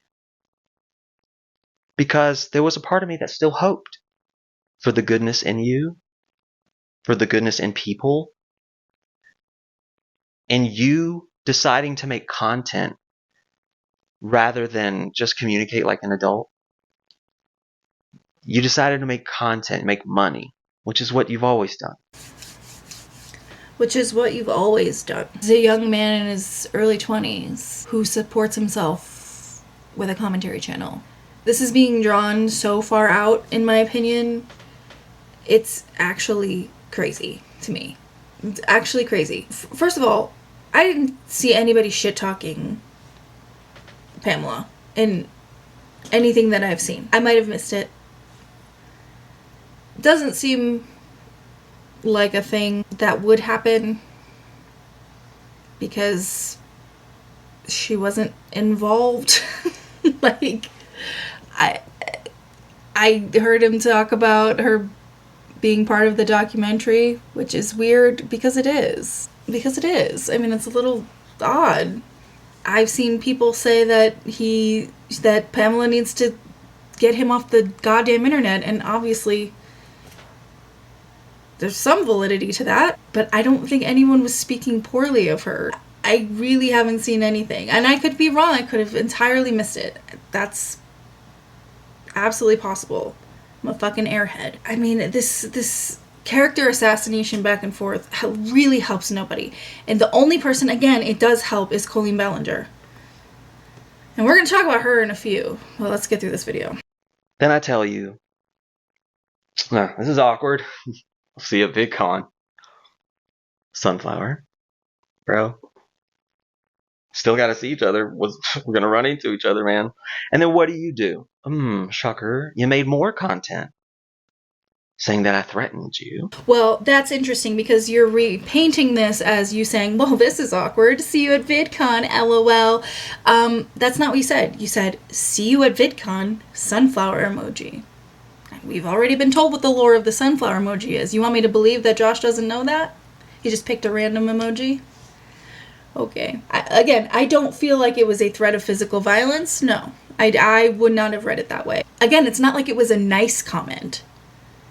You know, it wasn't meant to inspire or make anyone feel good, right? No, I don't think he was threatening to beat the shit out of him, but there's something there. Not like, gee whiz, this is going to be awkward. So now that we're onto this subject, I'd like to paint a picture for you. This is for everyone. This isn't actually to you, Adam. This is to everyone. Follow along with me now. Let's go and look at the facts. Up until about a handful of days ago, I've never been cross with Adam. I've never bullied Adam. I've never said ill things about Adam. I've never, championed a hate campaign against Adam. I've never, celebrated as I saw his depression getting worse. I never took that as like a success. That's probably good, because most of the time you knew him, he was a fucking child. So it's probably good that you didn't do that. Again, do I think that these videos that Adam was making made his audience fiercely defensive of him? Sure. That's the nature of the internet. However, you have to remember that in this case specifically, there are clearly adults that have been adults long before Adam McIntyre was an adult himself that he needed protecting from. So I think his audience likely feels fiercely protective. And again, I don't condone like harassment or, telling someone you disagree with to kill themselves. Obviously, barring those things, those outliers, I do think that in this case specifically, and again, this just sounds like I'm like moving the goalposts for him every time, but I do think this is a really, really specific and unique conversation, because so much of the controversy that surrounds Adam, Colleen, Josh, etc. involves adults in Adam McIntyre's life that he needed protecting from. I think that's why this feels so wrong to me. I just feel like I'm spending this whole time making excuses for Adam McIntyre, and maybe that is what I'm doing, but I cannot get over the fact that like all of these adults interacted with him while he was a child, and now we're like at square one. Even if Adam is the kind of the reason we ended up back here, I just feel like this is so whatever. Let's just get this over with. That I had accomplished causing depression in a stranger. I have never done any of those things. But Adam, you have. You have. You've done those things. 10 years. Not me. I've never been in a fight. Ow. 10 years. Again, a reminder that 10 years ago, Adam McIntyre was what? 12? 13? A child! A child, bro! Don't have the control that you do. You have a big following. They're engaged. They really care about your content, care about you. You have so much power. You have so much control. And I don't have that power. I don't. The only power I have is over you. That's a really bizarre thing to say to somebody who was groomed by your ex-wife. This is weird. This is weird. This is weird. I knew you were going to make content out of that. I knew you were going to be dramatic. I knew you were going to be hateful, spiteful. I knew you were going to use it. So you rage baited him, and he's the only one that financially profited off of it? Sounds like a bad business decision, my guy. And then I also knew that communities just like you were going to pick the story up too. You make parasocial clout garbage. That's all you make. I feel foolish, but you got to learn sometime. I feel foolish because why would I think that the 12-year-old that bullied me relentlessly when you were in your 30s, got it, grew up to be a good person when it comes to me, at least? You didn't change who you were. You just changed your costume. Yeah, well, to be fair, it took me till around like 27 or 28 to be a fully formed person. So he's still got time to get there. This is weird, dude. I'm sorry. Again, I just want to reiterate. Josh's trauma, totally valid. Josh wanting to do documentary, totally valid. This is fucking nuts. Because what your content really exists within is petty drama, opinions, gossip, he said, she said, tabloid stuff. You went from bullying to basically being like what, Perez Hilton, modern day. You know, when you were 12, you were leading an army of other young people to rip down the confidence and self-worth of a stranger because the monster that you served wanted you to. Yeah, that's called grooming, my guy. So now we're gonna victim blame. I understand the behavior is bad. Okay, I understand the behavior of attacking people for at the will of and in representation of and in defense of the celebrity or creator or whatever that one idolizes. That is bad, right?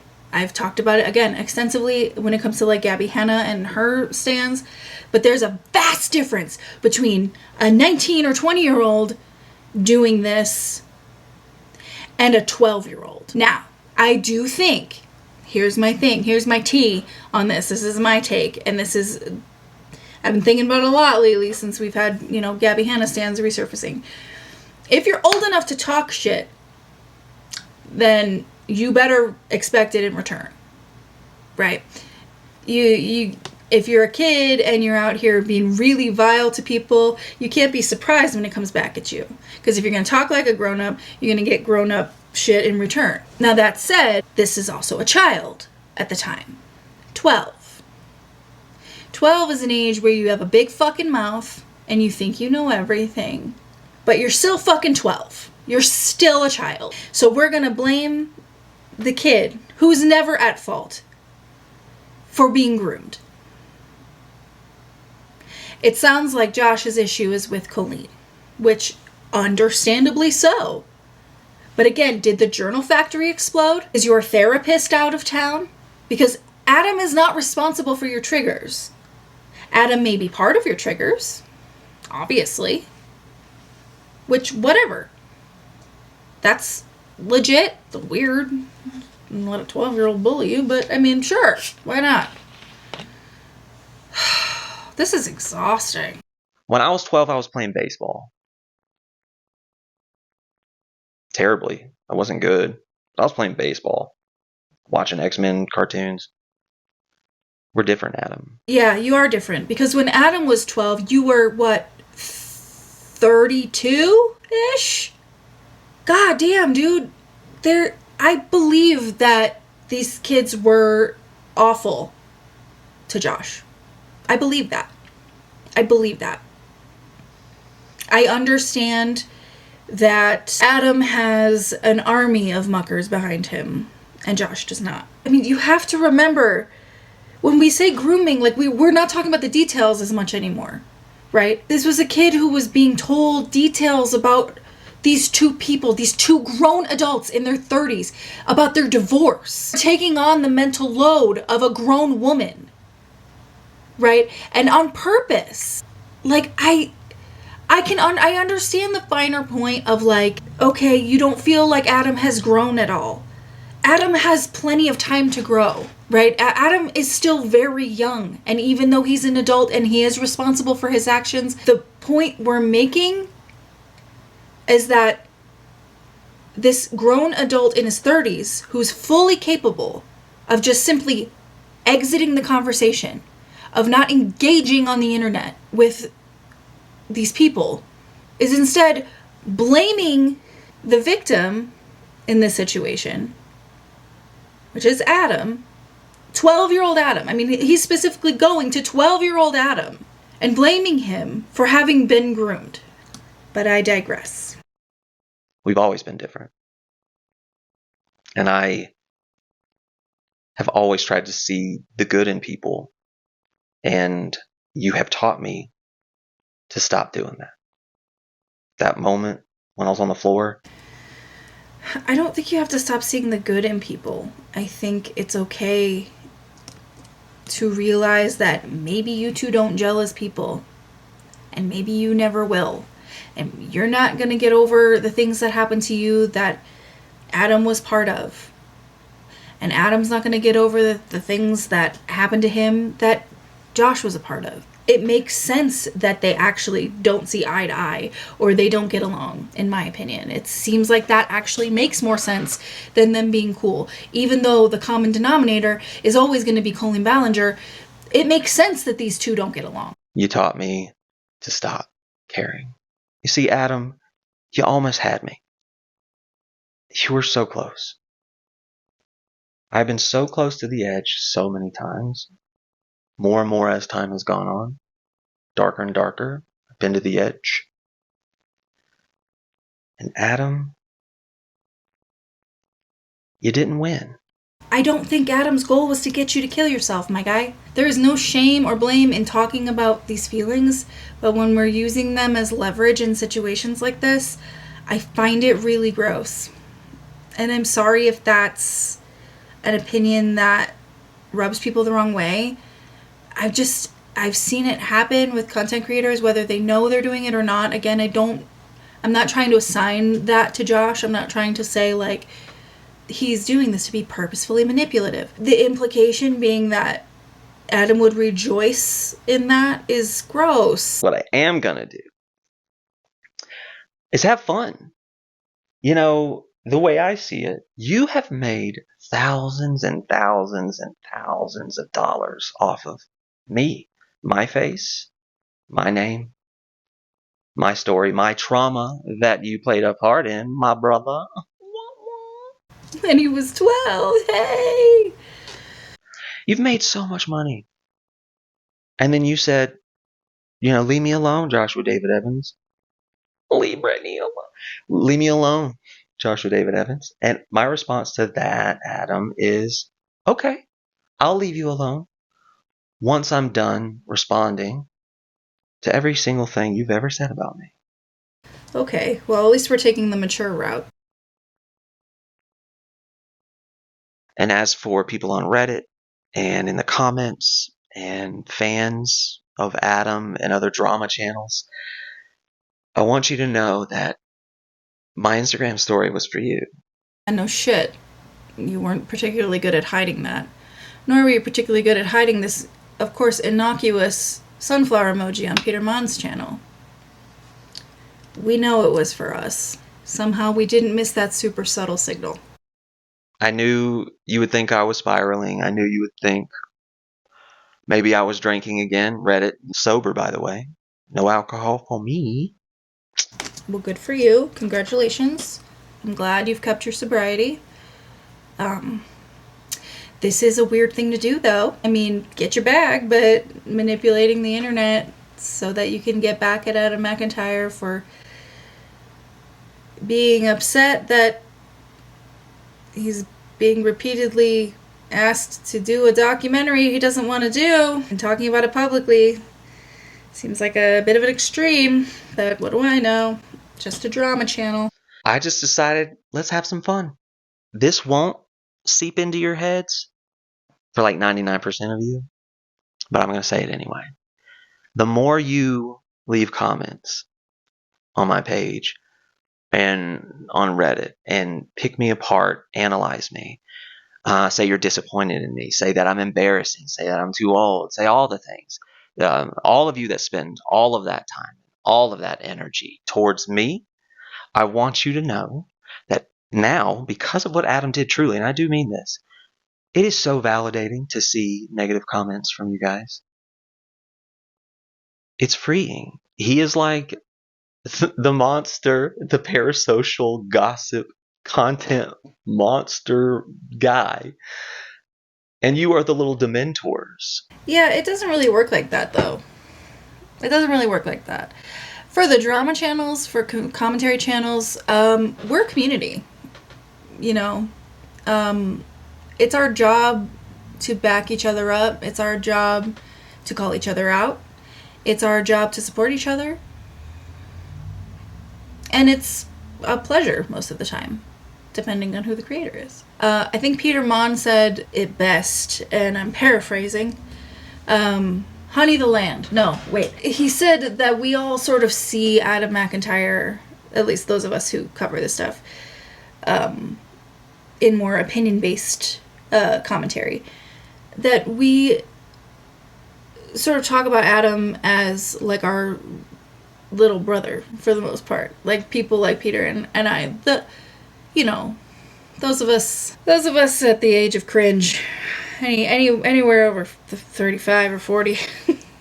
But it's true. And to have watched someone overcome being groomed and being attacked for speaking up about it the first time, and understandably, I understand how that could be frustrating for Josh because he was apparently bullied by kids. Listen, kids are ruthless. I have 2 of them, and they bully me relentlessly. This whole... I feel like every creator who faces some kind of backlash ends up with this mentality of like, it doesn't really matter if you say bad things about me, I'm going to turn into content, or it's only going to make me stronger, or, like all of these things. And it's like, all right, cool, whatever. But like, isn't the big bad monster not Adam McIntyre? Isn't it supposed to be Colleen? Isn't she the fucking puppet master who made all these kids fucking act, I mean, I guess no one can make you act a certain way, but certainly encouraged that behavior. Sunflower emoji. Like, again, the only person benefiting from this infighting is Colleen Ballinger. And again, we're going to talk about her in a minute. This video is forever long. Who wait for instructions on who to be upset at, who to go hate on, who to rally behind. You spend so much time valuing that stuff.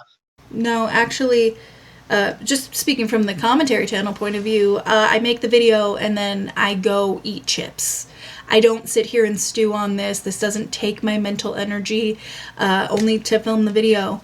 Once it's done editing, I've pretty much forgotten everything I've ever said about it until I have to go back and talk about it again. It's a job. Valuing bullying behavior, gossip stuff, things that have no merit, while the world is insanely destructive, sad, heartbreaking. Yeah. That's why I keep the links in my bio and I talk about them frequently. It's also why a lot of my commentary, and this is just me personally, this is why a lot of my commentary often circles back to the systemic problems in our society, because that shit's important to me.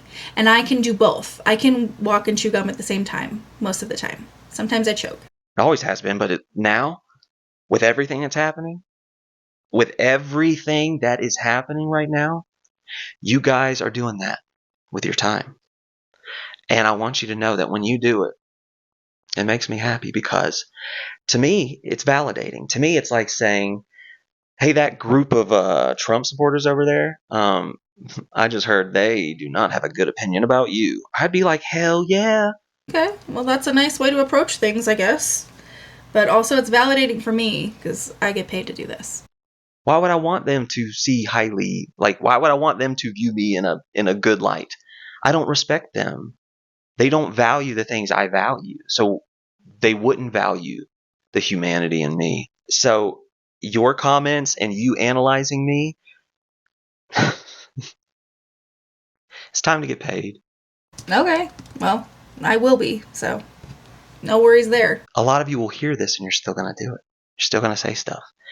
You're still going to huff and puff and make your comments, make your reaction videos, go on long spiels. I've read big things. I'm like, ooh, all because of Adam and his immature way of handling something. First of all, again, weird that you're in your ex-wife's snark subreddit, but a lot of criticism. I mean, for days it was the Adam snark subreddit.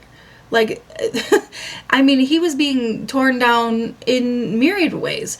And you know, a lot of people disagreed with how he handled that initial conversation. You know, I just don't see the point where it went from 0 to 1,000, where we went from, I sent you this seemingly chat GPT written, bullet pointed, you know, pitch about the docuseries, about the documentary, to like, oh, he's not answering me, I'm gonna blow his shit up. Like, it just seems like a back and forth that isn't benefiting anyone.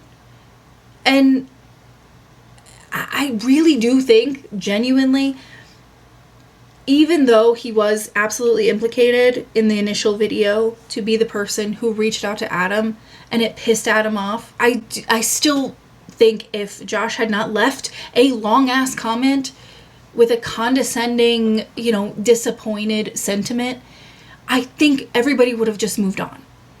Genuinely. Like, what is the actual problem?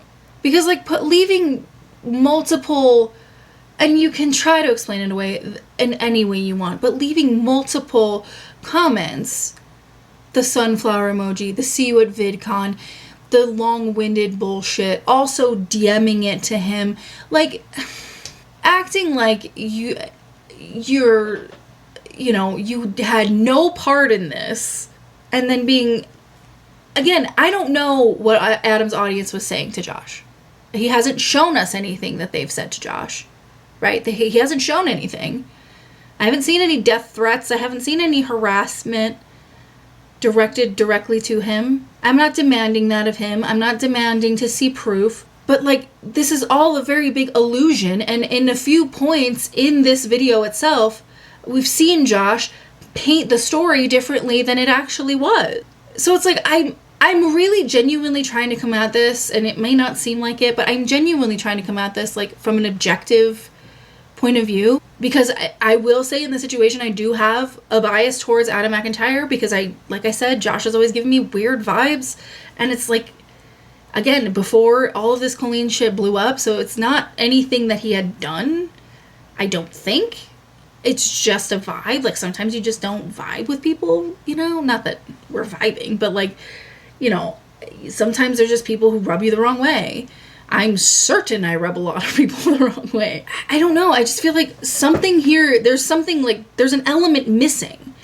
Like, we're trying to piece this together, and one or both of them is leaving something major out, because why is this 0 to 1,000 for both of them? And I can try to speculate on both of their ends, but, like, what good is that? Like, I have no fucking idea. That wasn't even a final thing. And sometimes in life, rather than saying, oh, the cards you dealt me, that's not fair, I don't want to play this game, you dealt me a really crappy hand, man. And now I'm going to play with those cards. The difference is, though, I'm not going to play like you. So how does this all end? To be honest with you, I don't know. I don't know. I have tried to control so many things in my life. I've cared so much about what everyone thinks. If they believe me, they value me, if they see my intentions. To live a life without needing those things is new for me. That's really interesting, actually. And I don't mean to make this comparison, because I just went off on Josh for making a comparison. But I do think it's very interesting that he says this. And also that is something that Colleen once said, is that external validation was very important to her. I think maybe the better documentary would be the effects of content creation and YouTube as a job and its effect on creators and their self-worth and self-esteem. So, I hope you can find that too. So you can't chew on that, buddy. My mama gave that to me. Alright, everyone. I don't have an outro because this ain't a performance. It's about time to clean the litter boxes anyway. So I'm more of a dog person. Yeah, I mean, it's about everything I expected. Anyway, let's hit the last part of this, because now it's 10:30 and I've been sitting here for far too long. So Colleen made a video the other day, and I knew exactly where it was going when I saw the title, which was, I forget. It's like I almost gave up everything or something like that. And I'm like, okay, let's see where this goes. So I watched a little bit of it. And it's exactly what you would expect it to be. Let's remember that this is the problem. This woman is the problem. The two dudes we've already heard from, surprisingly, the dudes are not the hugest problem in the story. It's the woman this time. Sometimes we lose. Colleen out here making us all look bad. I just finished my last show of this little tour that I did. It was my first tour in years. I was consistently touring since I was 22, I think. And now I'm a lot older than that. So it was really weird to not tour anymore for like pretty much 3 years. And I really, really missed it. So I wanted to try it out again and just see how it felt and just do some small little shows. And it was so fun. I mean, small little shows is underplaying it. You couldn't sell out a venue at any of these. Not even a little. Not even half sold at most of them. And so healing and so wonderful. And everyone who came to the shows was so supportive. Okay. Healing. Sure. Because she needed to do the healing. Anyway. And I also kind of proved to myself something that I never thought was possible, because back when I was touring, I was doing Miranda shows, and I would do me in the shows too, but it was mostly Miranda. Sorry, if you can hear Flynn, he's very excited. He's playing a fishing game with Eric, and he's very excited. But people had always said, like, you should do a Colleen show, like a show that's all just you. And I was like, I could never do that. That doesn't sound very fun to me, and I don't know what I would do in the show. It doesn't sound very fun to me either, but do go on. And I really pushed myself and kind of made that happen. I do have a little sprinkle of Miranda in there, but I was able to like write songs and make a full one-woman show from scratch, which I also haven't done that in a very long time, because even though I toured for over a decade, 15 years, I don't know how long it was a very long time I was touring. Even though I was doing that, it was like I was always just updating the show. So it's like I created a show and then I would update a few songs at a time. I never like fully started from scratch a brand new show. Yeah, maybe you could have saved yourself a lot of, I don't know, lack of career by doing that. Because perhaps if you had updated the show and had it grow with your audience, you wouldn't have been hanging out with kids quite as much. So this is the first time I ever did that, and that was really scary, but really fun, and I really clunkered my way through it. I messed up a lot, and I had to try things and let them not work well on stage, and things that I thought were going to be funny weren't funny, and then I found things on stage that were funny that I had no idea were going to be a big hit. You know, it was a really fun experience, but more than anything else, it was very healing for me to just get back on stage again, because it's what I've always loved to do. Oh, okay. Well, good. As long as you're healing. Fart joke. It's where I feel the happiest, and it's what I'm most passionate about in my life. But one of the coolest things was that Flynn got to come on this tour with me, and the hope and the plan is that the next shows, if I get to do more shows eventually, there's none planned right now, I wish there was, but City Winery can't take that gamble again. if I do get to do more shows, we're gonna switch off who comes to the shows. So Flynn got to do this one, then it will be one of the other kids' turn, then it'll be another kid's turn, and we'll take turns and 3 kids at a time and see how it goes. It's still bewildering to me, to be completely honest with you. Like, I don't mean to mom shame even this creature, but like, she has twin 4-year-olds and a 7-year-old, and she goes nowhere with all 3 of them, almost ever. Like, what are you doing? Take all of your kids. I mean, I'm not saying you have to travel with all 3 of your kids, but it's just weird to me that she never goes anywhere with all 3 of her kids. Yeah, it's a lot, but like, you're the mom. Grow up. Families used to be like 7, 8 kids at a time.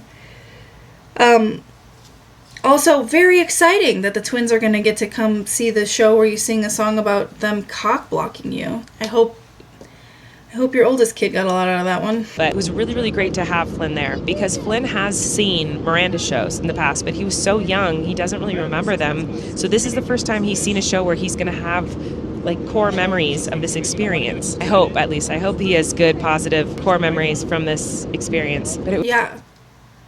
Did you have to explain to him what the word cock block means? It was really, really special because he saw the show in Philly the first night, and when I got off stage, he was bouncing off the walls, hugging me, so happy. He said he loved it. Eric was like, he loved that so much. He was enthralled. He watched every single second of the show, and he kept telling me how much he loved it and how it was so much fun, and he couldn't wait for another one. And that was like the best thing. Is it? Okay. I wonder why. That has ever happened to me.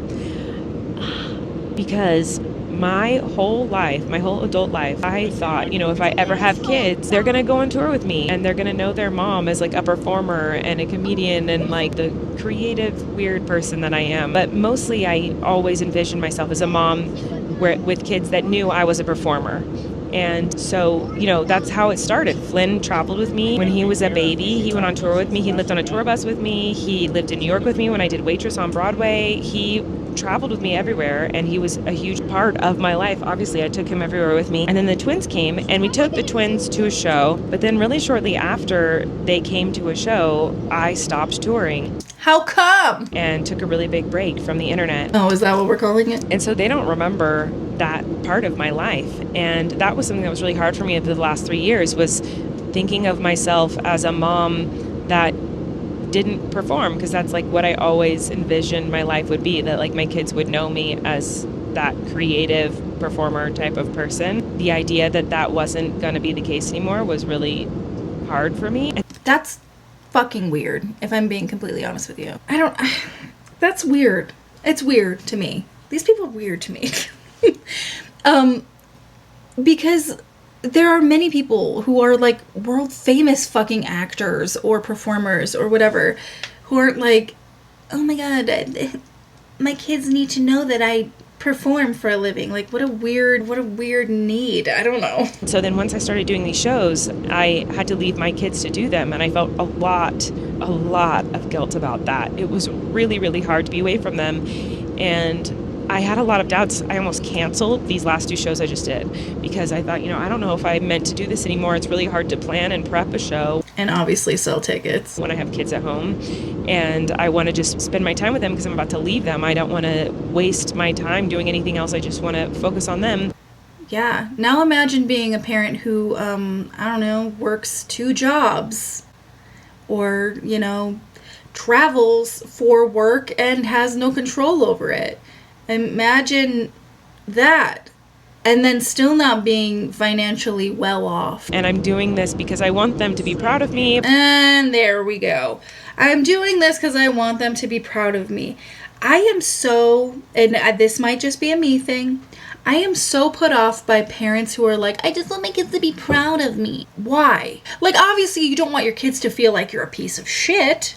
You want your kids to be like, that's my mom. But like, this notion of like, I want my kids to be proud of me is so weird. Kids are not there to validate you. You are there to validate your kids. This is so ass backwards and fucking weird. It's weird. It's weird. I think I've overused the word weird today. But I also want to be proud of myself. I want to feel like myself again and do what I'm most passionate about and what I love the most. And I want them to see their mom doing that so that they know that they can do that. What? Make 15 fart jokes and bring out the ukulele as like an elbow nudge to the time that you wrote a really catchy but terrible and invalidating song about very serious accusations? Just as long as it's entertaining. You want them to see that they can do that too? All right. And I had this thought like, oh no, what if they don't want me to do this? Because if they don't, I don't know that I can. I don't know that I would. I think that I wouldn't be able to if I knew my kids hated that I did it. I don't know. What does that even mean? They're 4, 4, and 7. And also, like, I would be way more concerned with the shit that my mother was putting on the internet that included me. I would be way more concerned with that than you acting like a doofus for 2 hours on a stage at a city winery that you couldn't even fill up all the seats for. So I had a lot of doubts about it, and I was excited for Flynn to come, but I was a little bit nervous that he was going to come and not like it and not like touring with me, which is totally fine. Not a lot of people like touring, but not like that I did a show on stage, not like that I was a performer, not like my show in particular, but he loved it so much. It's still weird to me that she's seeking validation. I mean, obviously you want your kids, I'm not like insane. Obviously you want your kids to like, especially if you're a performer, to like what you do if it's an age appropriate thing, which by the way, again, a song about being cock blocked by your kids, not really an age appropriate thing. I don't know if it was in these shows. I assume it was. She was working on it for a while. yes, you want your kids to like what you do if they're going to see what you do. It's like take your kid to work day, right? You want them to be like, oh, cool. But like this incessant need for validation from her kids, from the kids that used to watch her, you know, be Miranda Sings. That's so bizarre to me. Like, if you're so passionate about writing 9 fart jokes to tell on a stage in front of 15 people, by all means, girl, get your bag, do what you gotta do. I imagine you probably end up with a loss on that one, but I literally do that for you. Like, she talks so much about, like, I miss who I was as a person then and blah, blah, blah, but then why are you looking for the validation of your children? It's odd to me. It's odd to me. And I think it's just because it's her in a lot of ways. And he sings all the songs. Even the one about being cock-blocked by your kids. Okay. He couldn't wait for me to do it again. He had so much fun at both of the shows. And after that first show, just, I don't know, it was like really special having him there, because one of my biggest motivators to keep going and to get back out there and get back on stage and try to do this again was my kids. And when I say it was one of my biggest motivators, like, it really was the motivator. Sure, you're the only working parent and kids gotta eat. Like, it was the thing that kept me going through every hard time that I've had since they've been born, is being strong for them and getting through for them. But doing these shows, it was really important to me to show my kids that you can do what you love, number one. You can get back out there, but also, like, you can fall flat on your face and you can get back up and keep trying. Yeah. Falling flat on your face. That's what we're calling it. The fucked up thing is, like, she will never admit the things that she did. She will never own up sincerely to being at fault for real in these interactions she had with kids in the past. She will never own up to her part in it. She will always be the victim. It will always be about a struggle of the woman so wronged who fell flat on her face and got back up and kept trying. Okay. I lied. This is the Trauma Olympics, and Colleen has won. The perpetrator has become the victim. I feel really proud of myself that I did that and that I was able to show them that. I didn't want my kids to, like, look back on this time and find out that their mom used to be a performer and then she just stopped and never tried again. That's what you're worried about them finding out? That's what you're worried about them finding out. Not why that happened? Okay. And it was something that she loved so much, and it was her whole life, and it was her whole passion, and she just quit. It was just really magical and wonderful to have Flynn there and to see him be proud of me and to tell me he was proud of me. Look at that. Look at him comforting her like a parentified kid. Adultified. Responsible for the emotions of his parent. I was really proud of myself that I was able to show my kids that no matter how hard it is, you try again and you never give up. Because I really did almost give up so many times. But I didn't. And I'm really proud of myself for that. Even if I don't do any more shows again after this, I hope I do, but I was able to show Flynn that in person, which was really cool. I hope I get to show Maisie and Wesley in person too. We'll see, but it was really great. It was really cool having Flynn there. Yeah, I don't know. Here comes the shark, guys. Never a dull moment. Yeah, so that's the only clip from this video I want to show you. It's only another like 3 minutes of her taking some very heavily curated comments and answering them. This is gross. This is like textbook, like a narcissistic mom who's just like, this need for validation. It's just so weird to me. Even just sharing this is weird to me. Like, even if this is how she truly like felt about the situation, and it was so validating and wonderful to have her son there and all of that. Again, did the journal factory fucking explode? These people need journals. Get some fucking journals expeditiously. Okay, I think I'm done talking today. What did we learn? What did we learn today? We learned that, I don't know, it feels like this has been like 17 hours. Let's not forget, like, The problem in these situations has always been Colleen. She is at the core of this. She is the common denominator. And while I do think everybody's feelings, aside from hers, are valid, because again, the only person that stands to benefit from that is Colleen, because the conversation then shifts away from her and the things that she did. Everybody's feelings are valid. Everybody's trauma is valid. Everybody's triggers are valid. But like, let's not forget that this grown-ass woman crying on a plane because her son got to come watch her tell fart jokes and sing a cock-blocking song, that's the reason why everybody's in this very precarious situation. I'm not saying nobody else did anything wrong of their own volition or in a manipulated fashion, but like at the end of the day, she's the one in the middle. She is the common denominator. And whether or not any of the players in this controversy feel necessary to continue to talk about it in the documentary is neither here nor there. Because some of them are going to do it, some of them are not. Let the chips fall where they may. And like, let's maybe cut the shit. Because I'm fucking tired. If you made it to the end of this video, bless your fucking heart. Especially if you made it to the end of this video, not during the premiere of this video. I'm tired of talking. It's 10:45 p.m. and I have not had dinner. Unbelievable. So make sure you're subscribed so that I can continue to make drama channel videos and pay my bills. Just kidding. Subscribe to the channel. Come on over to Patreon if you want to. Videos are a little less loquacious over there, but still quite long. I'll leave you with some clips from when we watched The Fly not long ago, because I have them handy. Alright, you sons of bitches.